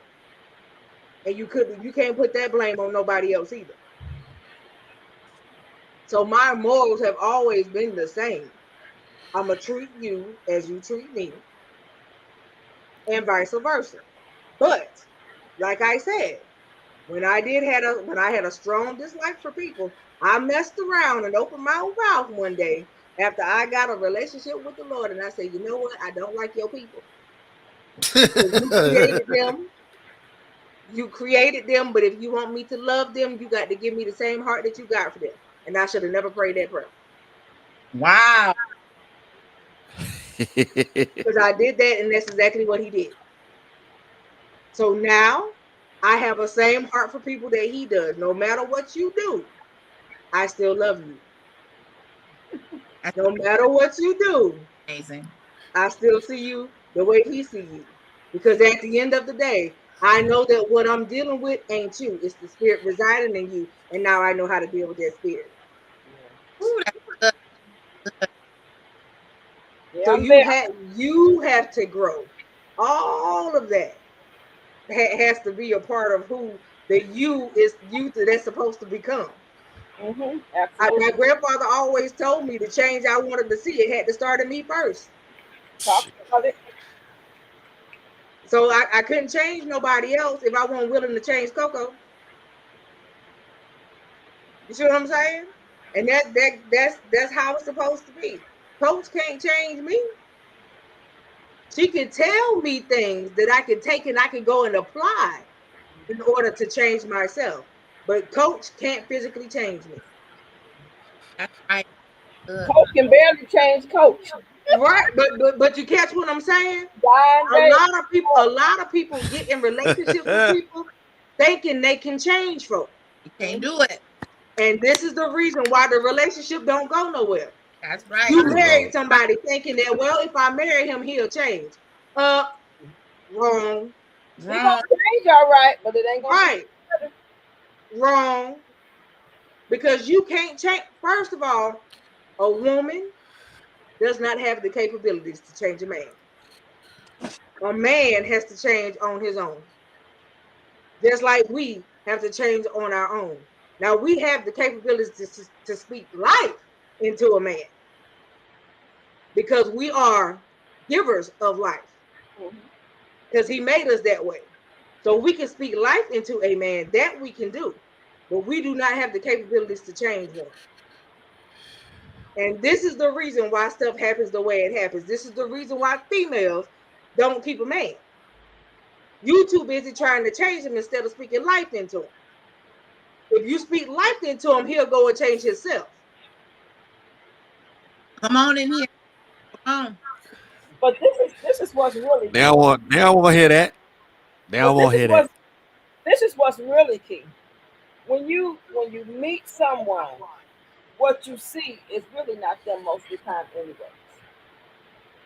Say that one time, coach? What you see is really not the real them most of the time anyways. Right. What you see is what they want you to see. Right. And even sometimes you see red flags with that. Right. So my bishop, Bishop Michael Jones, had taught us in marriage enrichment. If you knew that the way they are today is the way they're going to always be, would you have still married them? Come on. Listen, I like the fella. I was like, whoa. I looked at him and I was like, I was tight-lipped because no way. I did see a few things. And I was like, it's no big deal. You know, he's a good man. He provides, he this, he that. But listen, once you get married, then they fully transparent. They're not fully transparent till you really marry. Sorry, Fred. Talk about most, not all. You can never say all about nothing. No. Really, even for a woman, women gonna make themselves up. They gonna put on their little eyelashes. Right. They gonna bat them. But baby, when you get Oh done, my God. bag on the head, you better be right. lucky. You're lucky if you get a glass of milk or a coffee in the morning. Hey. I'm not being genuine. Come on, coach. What you see is not what you get. Come on, coach, because men don't understand. First of all, when you go out with these chicks, they real nice and made up. But honey, let them get in your bathroom and take that face off. And them legs and that hip. That ain't the and same. That ain't the same person you just went out with 2 hours ago. I'm gonna get you. They took their face off. Nothing but a torso. Ain't nothing but a torso left. Look, that's what I was thinking about too, LSG. Come on now. Look, I'm trying to tell you, look. I got you. I'm trying to tell you, look, there's a whole lot that we can unpack. Okay, Fred? We're gonna move to the next one. Now you say what you got? External influences, right? How others see us. Let me tell you something. First of all, I don't care about your opinion. You see this face? I don't care about your opinion. Your opinion of me is the last thing on my mind. I'm so honest about it, it ain't even funny. For real. I don't care what you think of me. The reason why I don't, what matters to me is how I see myself. Yes, sis. So your view of me, I can care less about. Because your view is your opinion of what you feel like I need to be. That's how most people view of you is. Their opinion of what they feel like you should be or what they felt like you should have done and all of this extra. But hold on, there's a whole lot that you feel like I should be, a whole lot that you felt like I should have done that you didn't do for yourself. Come on. So your opinion of me don't matter. Let's unpack that right there. Right. That's deep because people expectations are oftentimes unreasonable because there could have been some area of their own life that they're not comfortable with. So they feel like you should have said, you should have done. And I'm dealing with this in the corporate arena, which is one of the reasons why I even met Coach Fee and met Prophetess Coco, because the book Overcoming Fear Factor, Cutting from Corporate to Creative, is what drew me, because there is a system that exists in corporate America where if you don't look, act, sound, speak like a certain type, you don't fit in the mold, then you're not heard. And where I work, I call it the good old boys. And they're a very well connected group of people who have a lot of tenure. And if you don't look, sound, act like them, everything else is just wrong. You shouldn't have said that. You shouldn't have done that. Now people will feel, I don't care, but was I wrong? You were right. Did I bring the right answer? Yes, but then what are we talking about? I'm not you and you're not me. So get off me expecting me to be, sound, talk, respond like you. There's beauty in individuality, and even in business, we can bring our own expertise and finesse to the table, and it's good. It's okay if it's not packaged the way you. Well, I would have put 2 more extra spaces after that word, after that sentence. I would have double spaced it and indented a little bit more. And you know what I told her? You have been a source of all my anxiety. Oh Lord, that's nitpicking. That's too much. You literally have caused me major anxiety for nothing. You really, and that is what nitpicking. And that was my life, brother. That was my life. Every day, every email was extra. Just I wouldn't have said that because, and okay, do you want to respond? Do you want to respond? Do you want to handle it, or do you want me to? Because I'm going to disconnect if you're going to handle it. What you're not going to do is try to make me another you. Wow. I'm okay. I've had to learn. I'm still learning. Exactly.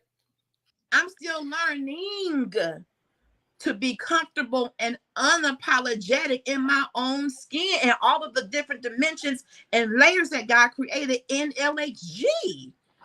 So I had, and when I start saying to her, well, thank you for your feedback. I disagree. I responded the way I felt that I should. I got the reaction I wanted, and the situation has been resolved. Why are we still talking about it?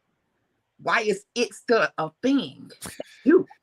That's something in your gut that got you all jacked up. Get your little right. Your little ginger ale and go have a little meeting by yourself. You don't pull me in that. But there's such power in just loving you. It kind of turns all back around to a self-love, self-awareness. I'm good with me. I'm not perfect.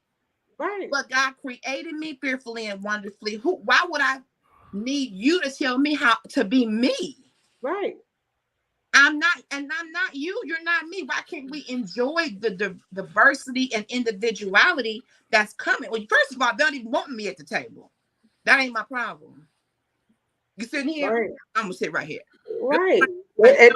But you gotta catch it though. Catch what you said, LHG. They don't want you at the table, but you the one that got the invite. Man, yep. I'm on the email. So apparently the person in charge of said meeting, right, figures that I have at least something to contribute. You may not think so, but you didn't have to validate my invite. Right. So I come in the room with my hair held high. I got my notebook. Let's go. Okay? Because what you wanted to do was you wanted to be messaging me while you was in the getting the information from me so you could look good. But no, baby, I'm in the meeting today. Good morning, everybody. Right. LHG, how you doing? Good morning. Right. Good morning and good morning. You can't message me to use my stuff. Hello. You've been You've been So here we are. Come on with it. Together. How you doing? You want a mint? Your breath stank. Smiles. Man. Just smiles. That's it. That's it. Awesome. Okay. True. They don't even want you to be in the room, but they don't get to determine what room I'm in. But oh God, look, hold on, wait. You gotta catch what you said again. They don't want you in the room, but they can't determine which room you in. Do you catch what you said? They don't want you in the room, but they can't determine your level of access, though. Can't do it. Do you catch what you just said? Can't do it. They can't determine your level of access. The reason being is because they not the one that control it. Can't control it. They can't be mad that you surpassed them. Jesus. They used your stuff.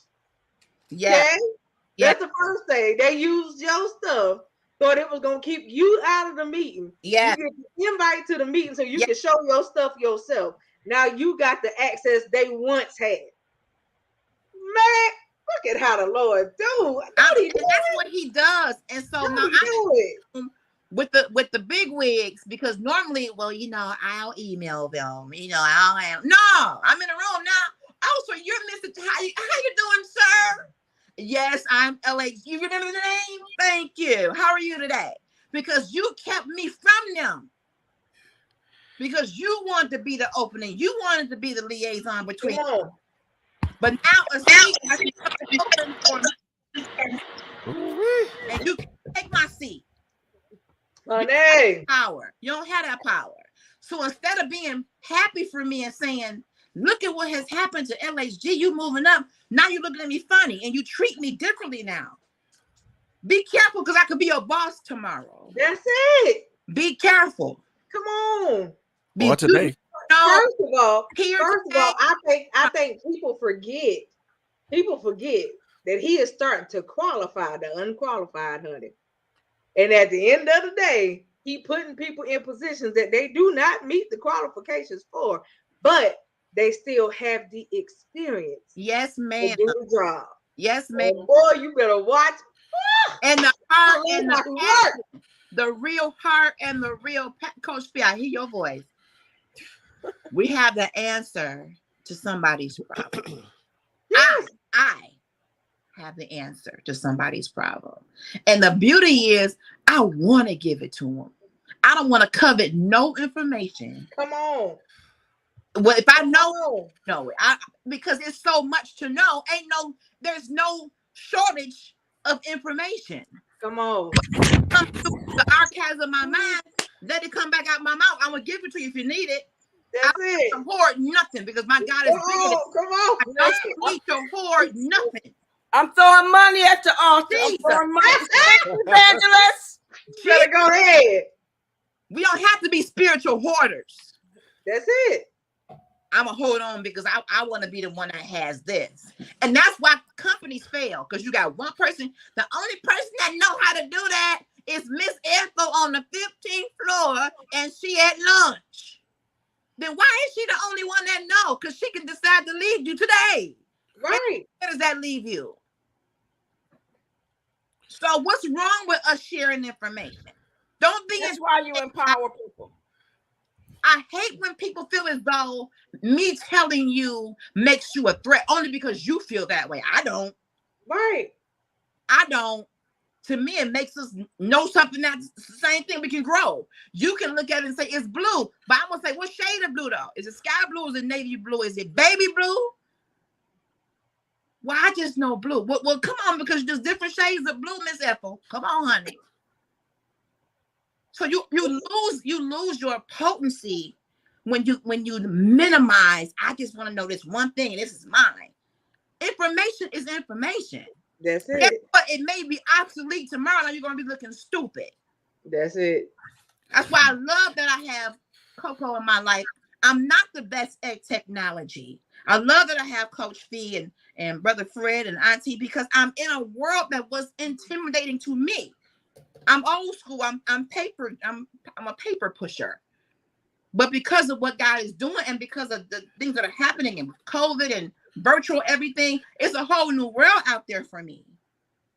And I will not allow the enemy to trick me from it because of fear. Right. Oof. I won't do it.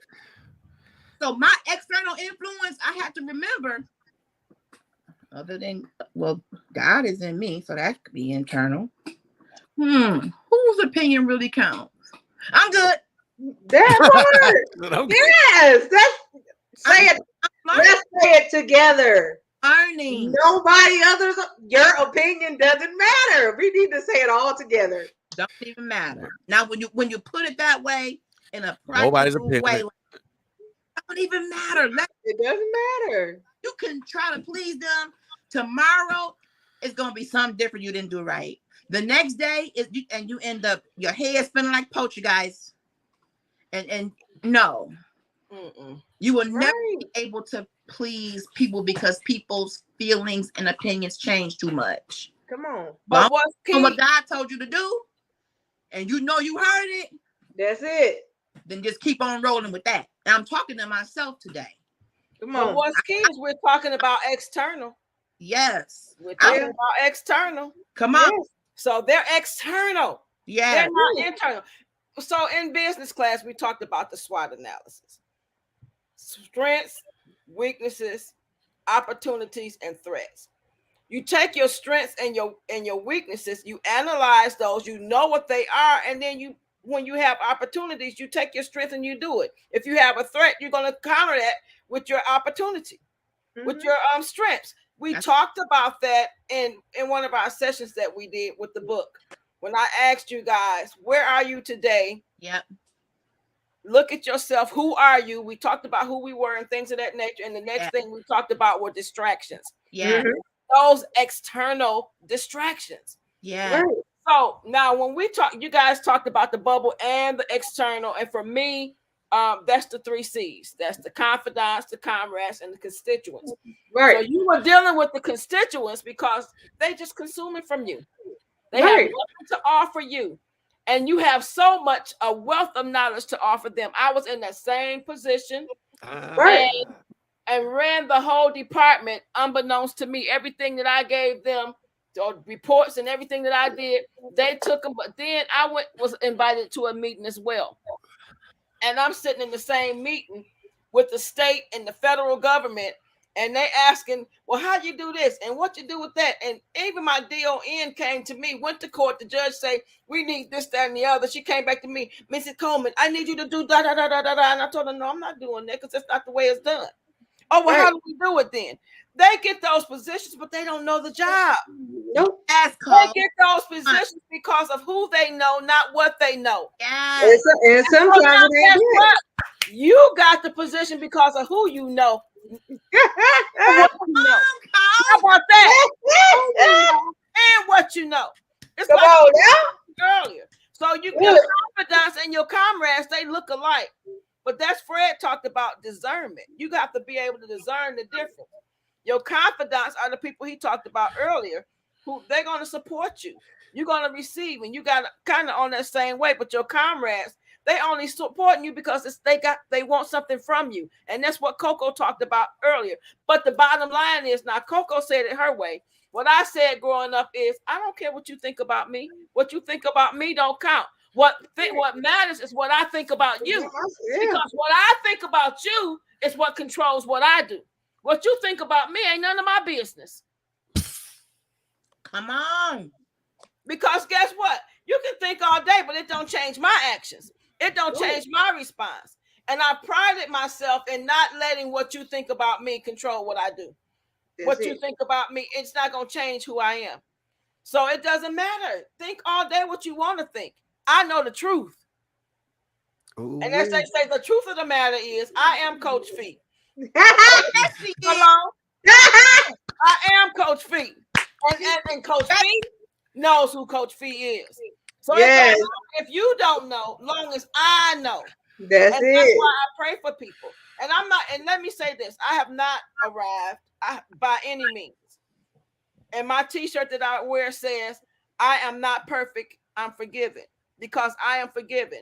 His grace and mercy shall follow me all the days of my life because I need it. Okay, so I haven't arrived, but you can't tell me who I am. Only God can tell me who I am. And as long as I hear what he says about me, what you say about me don't matter. It don't matter. Irrelevant. You don't have a hill of beans. It don't matter a hill of beans at all. So, at the end of the day, we have to know who we are. That's it. So the external forces are going to come. They're going to try to distract us. It's going to make us scared. Like even this thing right now. This. Let me tell y'all something. This screen is irritating me. You know why? Because this is my right hand, but it's on my left side. It's distracting me. And so I probably look crazy to y'all on the screen, but it's not gonna keep me from doing what I'm supposed to be doing. You see what I'm saying? There are gonna come distractions. But what are your strengths? That's What's it. in you? That's it. What did God put in you? LHG, come on, evangelist. She just told us who she was. Do you know who you are? If you know who you are and you know whose you are, it don't matter about the external. Yep. Because the Bible does say it's going to rain on the just as well as the unjust. So don't Maybelline Ephraim, I used to love divorce court. She told this lady, she was like, oh, it's so hard. And this and that. She said, well, honey, the only way you escape that is death. So as long as you live, you're gonna have some storms. You're going to have some difficulties. But you got to keep your eye on your goal, on your prize, on you, on what God has called you to, on the people that you have a solution for, like a Flint. That's it. You got to stay focused. And don't think I don't get off. I do. I scream, I holler, I cry, and I get right back on focus. That's it. But the external people, baby, they just haters. You know why? Because sometimes we don't even know who we are. We don't see who we are, but they know who we are. They feel the anointing on us. They see what God is doing and they don't like it. And why not me? Because they say favor ain't fair, but it is fair. I earned it. I earned it on my knees. I earned it with blood, sweat, and tears. I earned it with losing everything. I learned it with difficulties and losing jobs and losing houses and being homeless and being raped. I earned every bit of it. Now, if you want what I got, go through what I went through. That's what. Come on now. My shoes. Ma'am. My shoes. Ma'am. And then when you get it, I ain't got nothing to say because you earned it too. Ma'am. So don't be mad at me because now, after 30 or 40 or 50 years of hell, that now I'm finally getting what God has for me. Yes. Don't get mad. You outside anyways. It don't matter. If you outside and you trying to attack me, you sound like a comrade. You supporting me, but you really ain't supporting me. You supporting what you can get from me. You can come up and be a confidant, but even that, I'm still going to be a little leery. Because if you slither away as a snake and you come back, you still a snake. You might have on a different skin. I understand. Snakes shed their skin. And they grow new skin. So you may leave a snake and come back with a different skin, but you still a snake. That's it. Unless my discernment tells me you can be trusted. Listen, the dust was shaking off my feet the moment that you walked away and didn't receive me. And I'm in order because that's scripture. See, we are afraid to shake the dust off of our feet. Not knowing. I do you even one better, honey. I will leave the shoes outside the door. Yeah. Okay? I ain't even got to shake it off. You can have a whole shoe. You can have the whole shoe, baby. That I can get some more.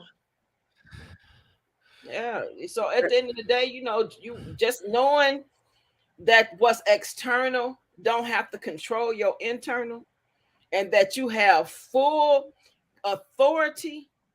God gave us full authority. He gave man the authority to name the animals. Yes. He gave us the authority when Peter walked out on that water. Just you can speak to the winds and the waves. We don't have to receive any of that. Cast down every imagination and every high thought that exalts itself above the knowledge of God. We don't have to accept none of it. And the problem is we allow the external to become internal. We internalize it. Mm-hmm. And now we live based on that. And I talked to Fred about this earlier. I love my burgundy hair, but because my husband didn't love it, who was external, and I want to be a good wife, they don't stop me from being a good wife if I want to be cute, if I want to have my hair burgundy, and I think that make me look good. No, I changed my hair. I made my hair black, And I had wore my hair short. He wanted it long. I grew it long. I want a bald fade right now. I'm talking myself out of it, but I'm just saying, be you. And my sister wrote a book, Be You, Do You. Be you, do you. Because that's what we were created to do. Be who we create. If I'm being anybody but me, I'm a counterfeit. I'm a fake and a phony. Right. And So it takes too much work to be somebody else. Yeah, if I allow the external to come in and change who I am, now I'm not me no more. Now I'm a fake and a phony. I can be the best me I can be, but anything else, I can't be that. I can't be Coco because I'm not Coco. I was not created the way God created her. I don't have the wisdom that she has in this technology, as LHG say. Certain areas that she's strong in, certain areas that I'm strong in. We all have our different areas of expertise, our different experiences, our own equip. We all got our own stuff. He gave us the goods. He said, I put it in you, and I want a return on my investment. You can't give him what he wants from me, and I can't give him what he wants from you. Right. So why are we trying to be anything but who he created us to be? Well, we can't do that. For one, those external influences. But you got to think about it. For one, those external influences, we have allowed and let them talk us into things that we should not have walked into, and we have allowed them to talk us out of things that were meant for us. We should have. That's it. Okay. And at the end of the day, because we took their word for something, especially in church. Let's go there. Mm-hmm. Especially in church. Oh, I see that you are, the Lord said you was this. The Lord didn't tell me that. He told you. He didn't tell me what you just said. You're the only person that ever heard that. Because obviously my hearing is off. I don't agree. Okay? Especially in church. You have people that will come to you and say, no, you are evangelist such and such. When you know that the Lord has called you to be something else. Mm-hmm. And you allow them to put a title on you that you don't fit the bill for. Yeah. And it happens in church. And walk in it. Yeah. And walk in it. Because now you done accepted it. And now you got to deal with the warfare that come with the road. And don't know how to get out. That's it. Listen, I had a pastor to tell me. I had a pastor tell me, you supposed to be an armor bearer. You supposed to be my armor bearer. And I told her, I don't do that. And she was like, you being disrespectful and disobedient. And I told her, that's not my ministry. Right. I don't do that. That's not what I'm called to do. You want me to do administration? I'm good. You want me to teach? I'm good. You want me to do this? I'm good. But that is not my ministry. You're going to end up with water all over you. That's not what I do. I don't carry people's bags. I can better carry my purse. That's not what God called me to. I sing. My family is a singing family. And I was on the praise and worship team and choir director in choirs for years. And I was sitting in the church and God said, I did not call you to this. Mm-hmm. And I got off the praise team and my sister said, why are you quitting? I said, this is not what I'm called to do. I'm not called to do this. Just because everybody else did it don't mean that's your role. That's right. Get me wrong. Just because every man in your family went into the army don't mean everybody's supposed to do it. Everybody ain't cut out for the military. No. And that don't mean that all the sons after and every nephew and grandson is supposed to go down the same route. That's not what that means. Everybody is meant to do something in this earth. And until you hear the Lord tell you distinctively, stop running and chasing every word that somebody give you. Mm-hmm. I told him to stop talking to me. I got so many prophecies during the time I was going through my divorce and was told I was not. You bitter. I can sense that you bitter. I'm like, no, I'm not. I'm not bitter. This man got cancer right now and I'm praying for him. I'm doing research for him. I'm helping him. I'm not bitter at all. Because one of the things Fred talked about was responsibility for your own actions. I did not have to marry. Can I tell y'all something? Can I be transparent? Y'all know I'm going to be transparent anyway. Come on. Holy Spirit told me not to marry the man in the first place. Oh, you were disobedient. But I'm like, God, I can't give up sex. I need disobedient. Hello, I need this man. I need to marry this man. So no, he want to marry me.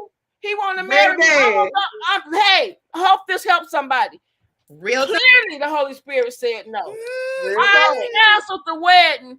He ain't never shed a tear, but he act like he was shedding tears. Please, I love you. Give me an opportunity to show you. The moment we got married, I saw the other part that you don't see when you're dating. And we have been together for almost 3 years. And the Holy Spirit told me no, and I did it anyway. So listen, we better listen to God and not what man is saying. I'm just saying. Just hear God, hear and obey. Listen to the Lord, It might sound crazy when he said it to you.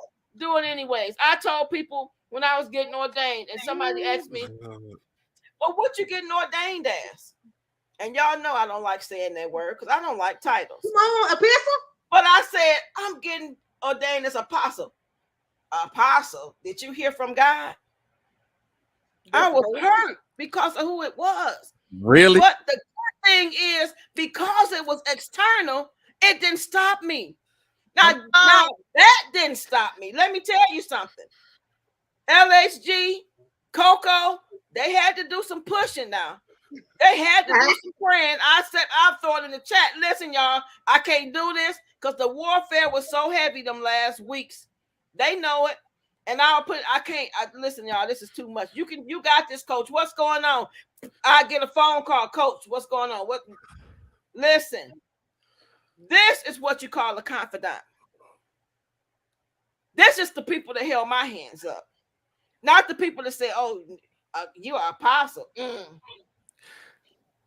Damn. It's funny that people got to have the nerve or the absolute unadulterated gall to say something like that. But see, this is what you gotta understand. This is what you gotta understand, Fred. When it comes down to church-related business and you get a title, but people think they knew you before you got saved, and they don't see you after being saved, they still see you who you used to be. When you get a title, that's why they do that. Because they don't see the new you. They still see the old person. And you got people that still gonna see the old you your whole entire life. And it's okay. They external. Right? Yeah. He that has begun a good work in me. That's it. Come on here. Come on here. It don't matter. Stay on out there where you at. But I understand. That's it. I was the same way. I was the same way Coach was. But Coach said she had to marry because she couldn't stay away from the sex. I told the person, I said, look, honey, I'll go get something with some batteries before I mess with you and burn. Oh, Coco. Okay. Okay. The batteries last longer anyway, so let's be real. Just saying. All right. All right. And nowadays they rechargeable, so we can go even further.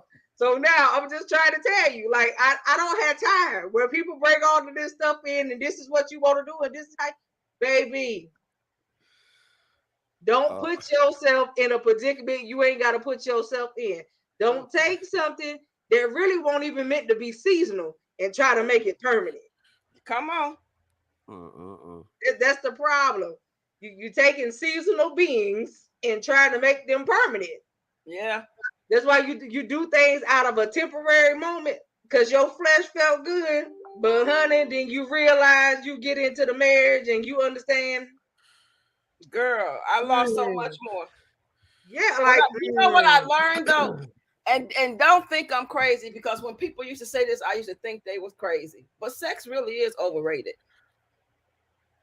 That's not true intimacy. No. And that's where people got it twisted. That's not true intimacy. True intimacy is, baby, when you can make love to my mind. Come on now. And then go to my body parts. Because, honey, you got a combination right now. That's when you got a combination. But when you can pray for me. That's it. And listen, it's so much more. When I can wake up in the morning, and look like a green chicken because you done anointed me in my sleep, I'm cool with it. Yeah. Okay? I can't. Because at the end of the day, if you can't go to him for me, What is little Fred? If you can't go there, I'm trying to tell you, like for real. If you can't go to him for me, Come you on. can't do nothing for me. That's That's it. the whole point. And at the end of the day, that's what I'm trying to tell y'all. True intimacy True. is when you can come to me intellectually. Yes. Before you Oh, ever Lord. want anything from my body. Yes. And then once you say, now that we have had this chat, Come on. Roll over. and then you bring the honey, let me tell you something. Let me tell you something. That's a Teddy Pendergrass moment for real. You finna turn everything off. Phone going off. And don't find me, I'll find you. Yep, that's one of those moments. That's what it's gonna be. And I'm trying to tell you, like it's just one of those things where people don't get it. Having sex with somebody ain't being it. People, the society call that being intimate. No, it's called fornication. That's what it is. That's not being intimate. All right. So I need Real y'all to sex gauge is outside of the bed. right. It's I the mean, touching, it's the conversation, it's all that. It's the swooning, it's the here go your favorite ice cream, here go you some flowers. Let's go walk on the beach. That's real intimacy. right. I mean, look, people don't get it. They don't get it at all. At the end of the day, you have to learn Man. how and what true intimacy is. You got to learn what real relationship is because people don't know what that is either. A lot of people never really know what true love is. They think they know, and they don't know that either because they've never really had it. No. And then when you think you got it, you find out that's not what it was. It's just everything that you feel like, society paints this wonderful little picture. That's not what it is. Not at all. That's not what it is. And at the end of the day, Lord. you got to be real with yourself. First of all, real love ain't got no condition. None. You pass your flaws and still want to. That's real love, especially in a relationship. I'm gonna love you, flaws and all. I don't care. I don't care if you work in 2 jobs, one at McDonald's, one at Burger King. You got a job. That's the point. I didn't say you had to be no high maintenance type of dude. But a lot of people get what they consider to be a high maintenance man or a high value man twisted. Because a high value man ain't what he got in his pocket. A high value man is how he carry himself. It's his morals. It's how he treat you. It's all the other stuff. What he got in his pocket is a perk. Yeah, how he provides and not with money. How he provides. When you sick, he ain't, oh, she's sick. I'm feeling ready. Let me make this run. Let me hang out with the boys. No, you sick. I'm sitting here watching you. What you need? Oh, somebody died. Where I need to take you? That's it. They don't like when you need them most. They're there. That's it. When you shouldn't be in a position where you hurting and he not there to comfort you. That's it. When you in need and he not there to provide. Honey, that's value. That's the point. People got it all the way twisted. I mean, people say, "Oh, sex is overrated." I'm like, "Are you crazy? Not sex? No. How could you say that?" I'm like, did it hurt? Did it hurt your heart, Coach? Girl, it broke me up. I'm like, what is these people crazy? How can they say sex is overrated? Sex is God. As Eddie Murphy said on whatever that was, evil is good. Sex is good. What you mean? It ain't good enough. Lord. It ain't good enough. No. If that's all you got is sex, keep it. That's it. Because honey, when it get old and stale, and it will, when it begins to fade, you're gonna be like, what did I do? What you got now? Like, okay, what else we got? What else can we do? And you're gonna realize that look at a movie because you never took the time to sit and watch a movie. Right. Not only that, you can't even hold hands. You're not even comfortable with that because. But it's not even that, Coach. You never took the time on You never took the time out to look at nothing else in the person to see what else you can like. Or All be you intimate. liked was the sex. And So be there was nothing intimate. else that you liked about them. So you bored. Yeah, be real intimate though. The real intimate, like you're saying, the things that you Yeah. like. Like, what is it that you like? My granddaughter, she was like, no, what is your favorite color? What's my favorite color, man? What do I like to eat? What do you know about me? How can you live with something like 20 something years and you don't know nothing about me? That's it. What I about was the conversations? We can't even have a conversation. Lord. ask people the basic questions. Do you know my favorite color? Do you know what my pet peeve is? And if they can't tell you, baby, they ain't paying no attention. And you know, men will say quick, oh, you don't like the toilet seat up. That don't bother me. It bothers a lot of folks. It don't bother me. I know as a man in the house, I better check that toilet. Right before I go sit on it. But if you cuss at me, it's like you killed me. Don't Yeah. use profanity to me. I hate that. It's like a weapon. So yeah, the intimacy outside of the bedroom is the Yes. best intimacy that you can ever get. So yeah. Yeah. Well, yes. Fred, Yes, you gotta teach your homies that being real intimate ain't just the bed, baby. I don't know if they want to learn that. The bed is the bonus. Something real. Yeah, something real and something lasting. Yeah, they better if they want something real. Well, you know how I think you know how some of us like to do some of us like them fly by night type things. Well, them fly by night time things that have lifelong consequences that you can't get rid of. Listen, y'all better stop flying by night. Y'all gonna be like, I saw a TikTok the other day, and I may be a little off topic, but this man called this lady. He was like, what you been doing? You been climbing trees. I ain't slept with nobody. I've been impotent. He couldn't pronounce words well. But he was trying to say, I haven't been intimate with nobody in over a year. And now I done slept with you and I got monkeypox. What you doing? Climbing trees, sleeping with monkeys? Lord. Oh my God. It's too much out here. How many people are you getting tested before you sleep with them, men? Mm-hmm. Women? It ain't just a monkeypox. You can catch hepatitis. Did you know you can catch hepatitis from sex? Yeah. You can. AIDS. Hello. HIV, herpes, things that don't go away. Syphilis, you'll have it for years and don't even know you have it, and it's an impact at your brain. Right. When you start seeing them spots on your hand and feet, you already in the second or third stage. It ain't even just that; they be in your mouth, everywhere. Yeah, so just be careful. The safest sex is no sex, but if you're gonna have sex, get tested. Make them get tested, and don't just do it one time. Do it 3 months, 6 months. Then you're probably safe after that. As long as they ain't sleeping with nobody and you ain't sleeping with nobody else. Right, because I know plenty of men.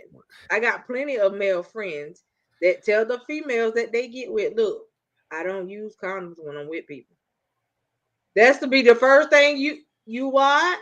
Oh, okay, hold on. Yeah.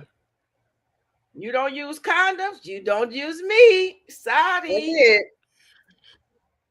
See. But I have plenty of male friends that tell females and the thing of it is, I think be with them anyway. And then let me say this that's also. called being sexually irresponsible. And the safest sex is not in marriage either. No. No. We ain't even finna have that conversation. That's a whole conversation for another day. Listen, I will never forget when I was new in the jail. And there was an older lady who came in the jail, and she was angry, and she was very angry and very vocal. And I said, what's wrong? And she said, I've been faithful to my husband for 50 years or however long it had been. She said, and I got HIV. So I tried to kill him. Can you imagine? Tried to kill him. I think he would have. Oh, he was able to escape. He was able to escape, but yeah, could you imagine? That's a death sentence. Back then it was anyways. They didn't have the medications and things that they have now. Tried to kill him. Oh my God. She's like, yeah, I tried to. She wasn't saying it nice either. Mm-hmm. But I don't even know what happened to that lady. But You don't ever want to have the experience of being married to somebody. You sitting at home or you at your job. You get the phone call from the health department. Excuse me, I need to speak to Mrs. Such and Such. Oh Okay. boy. Oh, okay. Why are we having this conversation? And then the person on the other line, I need you to come into my office. There's something I need to talk to you about. Get in your office and you better not tell me what. Lord have mercy, Jesus. Yes, I've had the experience, but it won't with that. Because you can trust him. He would have been in a pine box. Yeah. She said pine. She said pine. Oh Lord. Well, I'm telling you, everybody would have been buying black. It would have been pine box, and it would have went from pine box to cremation. Yeah. see. So no, it's not a fun situation. Nope. When you know that you don't step out. That's not your MO. That's not what you do. But when somebody else brings something home to you, honey. And that's still external influences because it's still it's something out of your control that somebody else is doing. And yeah, it impacts you. It impacts you sometimes majorly. And that's just awful that happens, but it does. Man. Okay, so I guess there's a message. Men and women, please be sexually responsible. Yeah, they need to do that anyway. Regardless. Not only it's not just diseases. One night stands get you kids. How about the strongholds that come along with them? Okay, that too. But it gets you kids with people that you know you didn't have no plans on being with. I know plenty of my friends who were made through one night stands. How your mama meet your daddy? It was a one night thing only. And now they got me, and now I'm on both of their nerves. That's the conversation. Like for real. You got to understand that everything you do has a consequence. And a lot of people, you might have never caught a disease, but you ended up pregnant. You ended up pregnant, and now, okay, the one you pregnant about, oh, what you gonna do about it? What you mean? What you trying to say? Oh, you need to mine? Not even that. You need to go get rid of it. What? Yeah. You didn't want to get rid of nothing when you was up in it. So no, like when you see people and you try to explain to them, people don't want to hear these type of conversations. But baby, they gotta be had. That's why you tell your children, look, baby, anything you could go outside my front door and do, I done been there, wrote the t-shirt and got the book, workbook, all of it. Don't think that I don't know. So don't think you gonna bring nothing in here and I'm not gonna understand it. That's right. Because when you try to act like to your children and you try to play this role with your kids, you can't do that to them. That's not fair to them. Let your kids know the real you and let your kids know, look, when I was your age, this is what I did. Don't go out there and do what I did. I need you to be better than me. Yeah. One of them type of situations. And you get it so much because your children can end up paying for the stuff you did. Down to the third generation. You got to fix it somewhere. But you gotta fix it somewhere. If you don't fix it, then it leaves it to one generation, somebody to fix it. Yeah. Why not it be you and tell them up front, do not make the same mistakes I did. I need you to be better than me. Right. And do what you have seen happen in this. Don't do that. Don't go out here at 12 and 13 making babies. No. Don't go out here at 12 and 13 smoking dope with people and getting yourself hooked on something at 12 and 13 that now you have been an addict all of your growing up life. Yeah. Talk about it. It's so much that you can put in a perspective that could have been stopped if the right people would have stepped up. Wow. And it's like that. I can say that my first smoke, I took it with my aunt. She told me to my face, if you're gonna smoke something, you're gonna smoke it with me. You ain't going out the door to do it. Won't nobody else hand it to you. Won't nobody else hand it to you. If you're gonna drink, you're gonna do that right here. You won't go out that door and ain't nobody finna hand you nothing and put nothing in your drink. My first smoke, my first drink was took in her house. Oh wow. Yep. So I'm telling you, is what you is how it was given to you. But you know what? I don't regret it. I'm gonna tell you why. Because I bless the Lord. I ain't never been addicted to nothing. There you go. I ain't never been addicted to nothing. Because honey, I have no problem with ceasing nothing. Right. Quick, fast, and in a hurry. If it ain't for me, you'll know quickly. I don't have to do something lifelong. Because if I know that it's going to affect me, I don't like being affected. You understand? Being affected ain't cool for me. So when I know something that affects me, I get rid of it. Right. But everybody else that battles with addiction don't have that, can't do the same thing. Because it's been taught. And every time they try to get away, somebody else brings it back. Every time they try to get away, somebody brings it back. You have to learn how to change your atmosphere. If you can't change the people, you got to change your whole atmosphere sometime. Yeah, absolutely. I love my hometown, but baby, when I got the opportunity to get out of it, I left and didn't come back. Because certain places can just drain the life out of you. And you know that they can. People will do the same thing. And there's certain people that come around you to do the same thing. That's the reason why I'm big on speaking life into people. I'm not here to take your energy. I'm here to give you some. Yes. And that should be the difference. That should be the transference. Yes. I don't always have physical energy, but spiritual energy, I'm a ball of it. I'm not here to take your energy, but I'm going to give you some. Let me encourage you today, bro. Let me encourage you today, sis. And that's what you do. That's the right type of influences.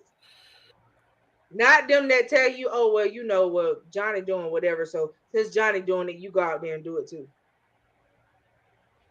And that goes back to the 5 tenets that Fred was talking about. Yeah. That's accountability. That's the right choices. You know, you got to make the right choices. I didn't make the right choice. You know what I'm saying? I loved him. I didn't marry him just because of sex, but that was a major factor in it. But that was the wrong choice. And I suffered the consequences of that. And so when we do those type of things, my mother always say right choices, right consequences, good choices, good consequences, bad choices, bad consequences. Right. And so we have to, whatever choice we make, we're going to have consequences as a result of it. Fred, you had a good show tonight, bro. Man, I just be coming up with these ideas, man.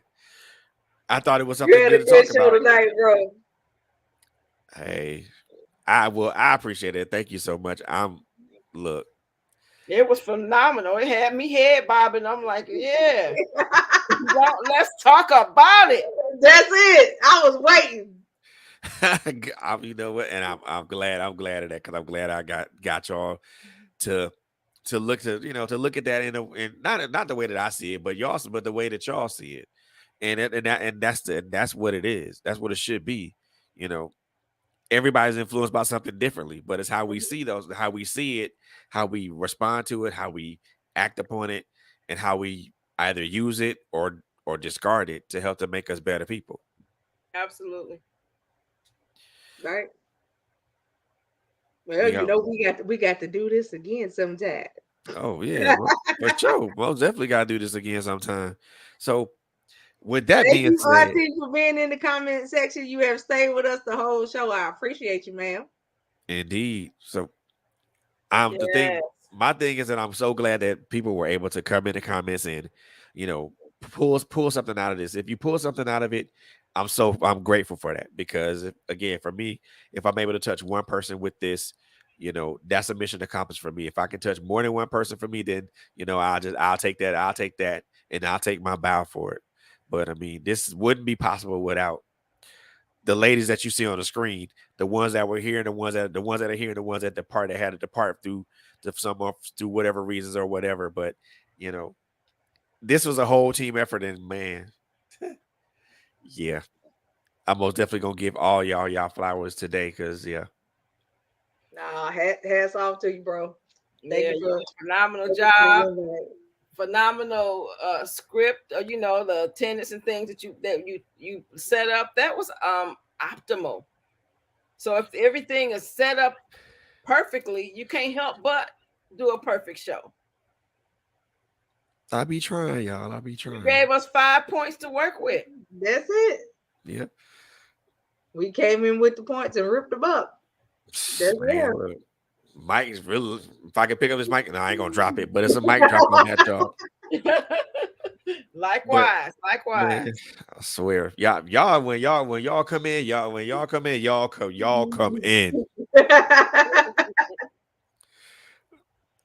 Well, y'all I mean, come you know, in. everybody, like I say, everybody got their own view of things.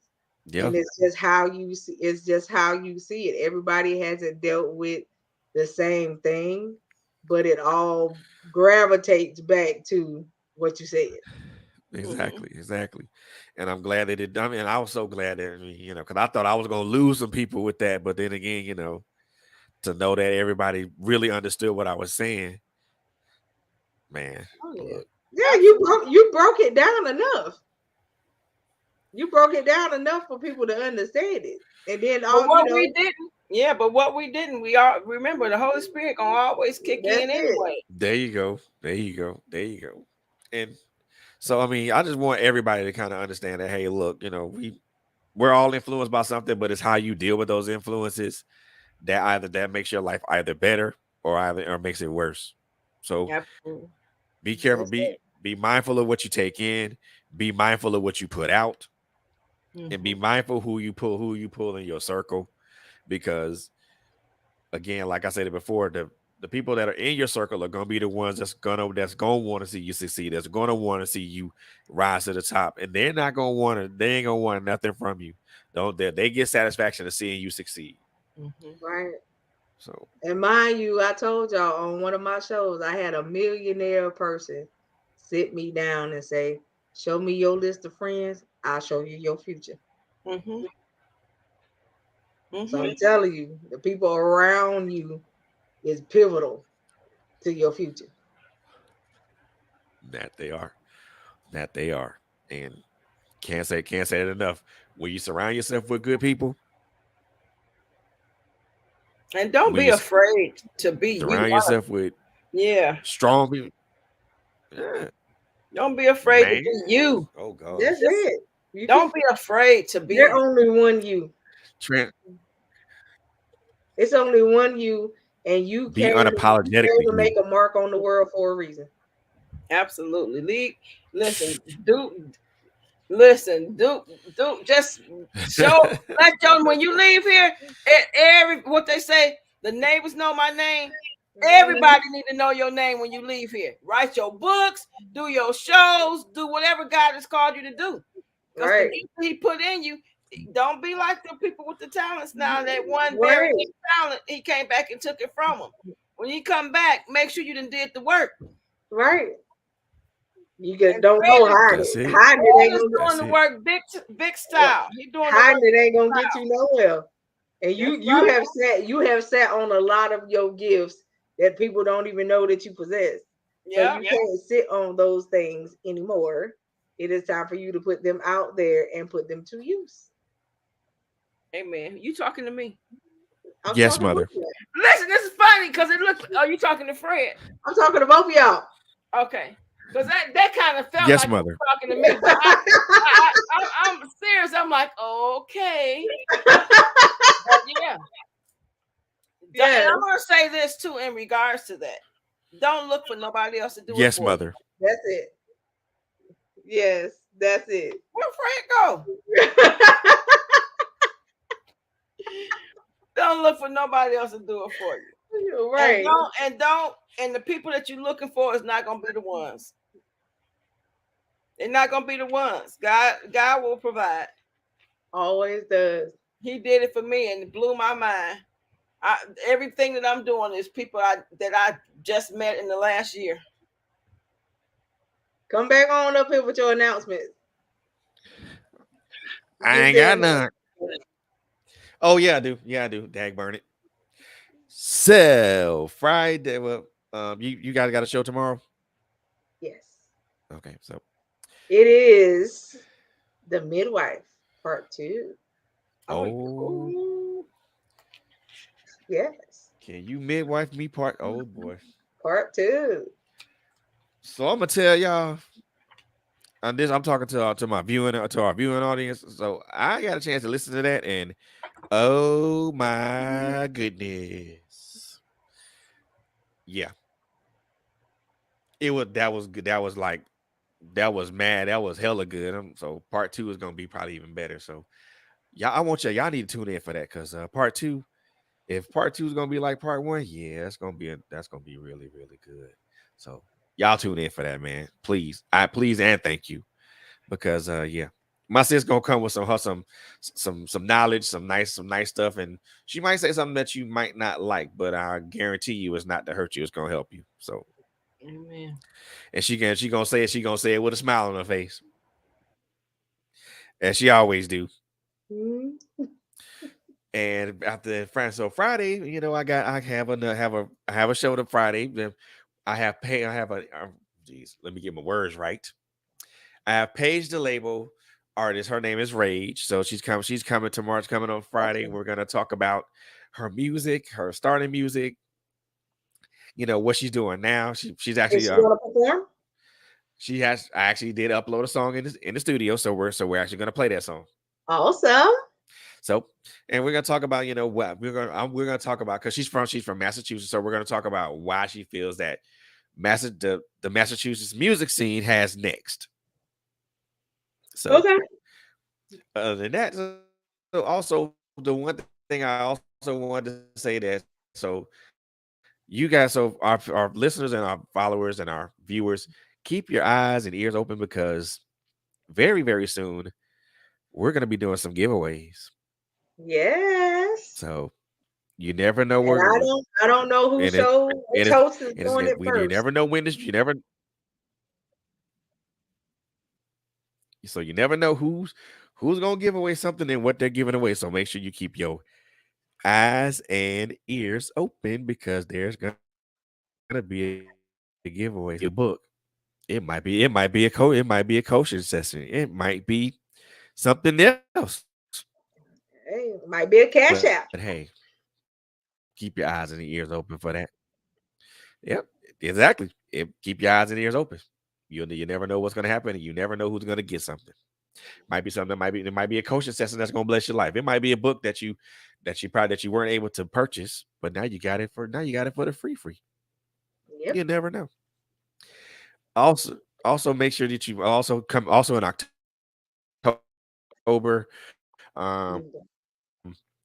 We're gonna have some guests. We're gonna have our former guests come over. We're gonna have a nice conversation, and then to top it all off, and to really cement this 2-year anniversary, we're gonna most definitely show homage and dedication to our brother Terrence Jackson.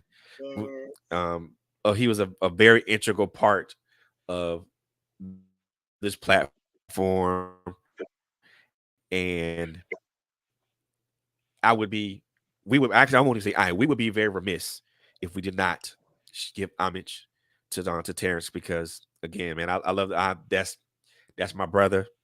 You know, I love love that man to lightly. God saw it fit for him to come home, and he's looking down on us and making and making sure that we do it right. So T, we're dedicating our 2 year anniversary to you, my brother. Yep. So we thank we th- I personally thank you for being a brother to me, and we all collectively thank you for being on this platform and just being a ray of light for us. So I can't say enough good things about this man, and I don't want to get misty eyed talking about it because there's gonna be a lot of misty eyed people in the room when we talk about him. Yes. So But save make it sure for you got to October. make yep. So make sure you guys tune in October for our 2 year anniversary. It's gonna be something. It's gonna be big. It's gonna be get big. It's gonna be epic. Also in that same month, I have been invited to go to an award ceremony in Spartanburg, South Carolina, to which I will attend. It's called a Man of Honor Award, and I'm so, and I'm one of the nominees for this, and I am so excited. I'm so honored to have this award. Oh my gosh, I've never been nominated for anything in life before, but I'm excited about this, and I'm I'm looking forward to this. So come, whether I win or whether I lose, this is going to be a great experience for me.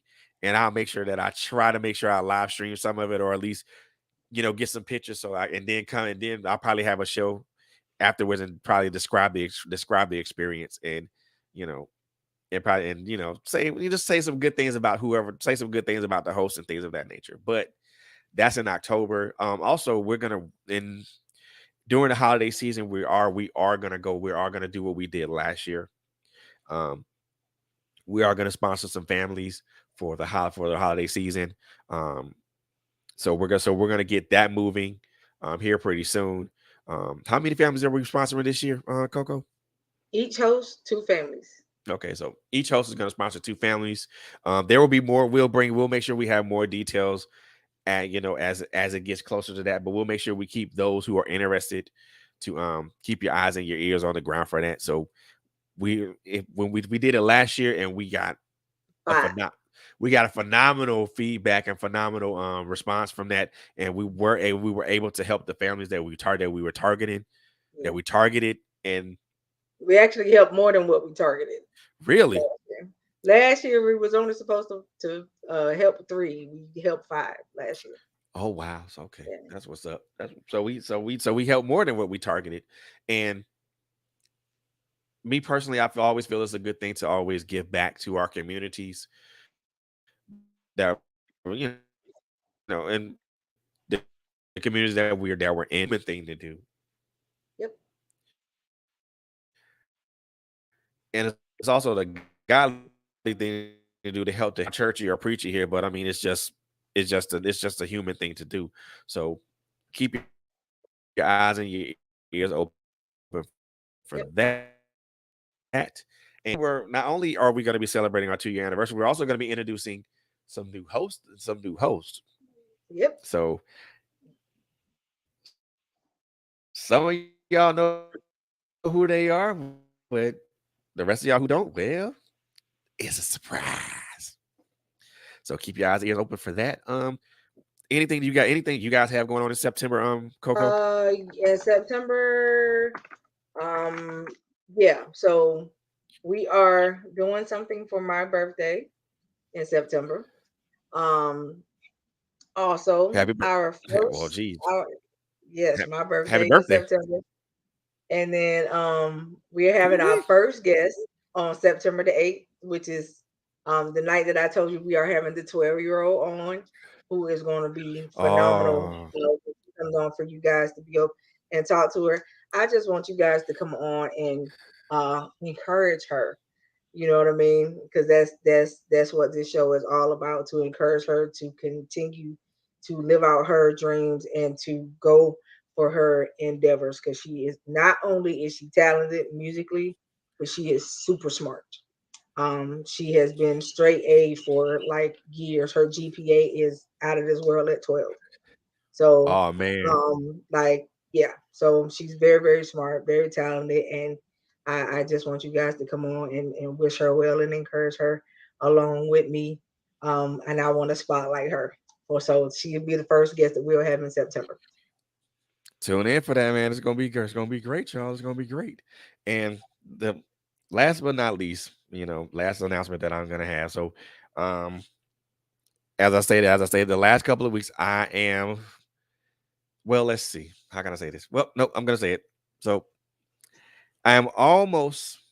I almost have my I almost have my cast filled for this script that I've written. All the female actors all the female actors roles have been filled. Now I need to get some of these male actors roles filled. If you Yay for you. are interested, if you I mean and I just want to let you guys know that this is just a reading. So it's not you're not so you're reading a part, but it's not but you're not and you're and you couldn't if there is a possibility that you could be auditioning for a role, but right now this is just a reading. So if you are interested, and I know I said that wrong, and if you are interested, I don't know whether if it I don't know if that's the right word or not. I don't know. Jesus Christ. Me and words today. Me and words today, y'all. I'm all over the place. So I do apologize for being scatterbrained right now. If you are interested, potato, potato, tomato, tomato, whatever. If you are Okay. interested, shoot me an email, and I'm gonna put the email in the The chat. email will be in the chat. So if you if you are interested, please shoot me an email in the chat. I will send you a copy of the script along with a non-disclosure agreement. Yes, I have a non-disclosure agreement. So, and just take a look at it. Tell me which part you want to read. Currently, I'm looking for males to fill the main character and the secondary character. And there's some tertiary characters that I need to have filled, which are males. So please shoot me an email at the email that's in the chat. I would love to, I'd love to talk to you guys about that and let's get this thing going. But other than that, guys, I don't have any more announcements. Oh, you know what? Yeah, thank you for telling me that, Coach V. Yeah, let me get that website. Oh my gosh, thank you because me and my scatterbrain is right now. I'm grabbing the website right now, so you guys can vote, so you guys can continue Yes, to so vote. y'all still Man, got like I time said, to me and vote my for him. scatterbrain is right now. So you still have time to Yep, vote there's for still him. time. While he's doing that, y'all know I gotta do our nightly going off motto. So we love y'all to life. There's nothing that you can do about it. Live every day on purpose and make it count. All right. So once he puts that in there, that'll be it for the night. But we thank y'all for joining us. Be back with us Ye- tomorrow night. I promise you, you won't be disappointed. Oh yeah, y'all ain't gonna be disappointed because like I said, she gonna say what she gonna say, and it's gonna be with a smile on her face. Ain't nothing y'all gonna be able to do about that. Always. So she gonna say what she gonna say, and it's gonna be good. You might not like it, but you gonna love it. Love you too. You gonna love it, and you gonna love it, Thank and you you, gonna love it. Coach, for coming on. Thank you, Coach V, for coming on. I'm so appreciative of you. You brought so much to the show to the show tonight. And Coco, I don't gotta say nothing about you. You always bringing it. So I ain't gotta say nothing about you. Well, thank you guys for having me. I appreciate it. And I am almost done with this web address, y'all.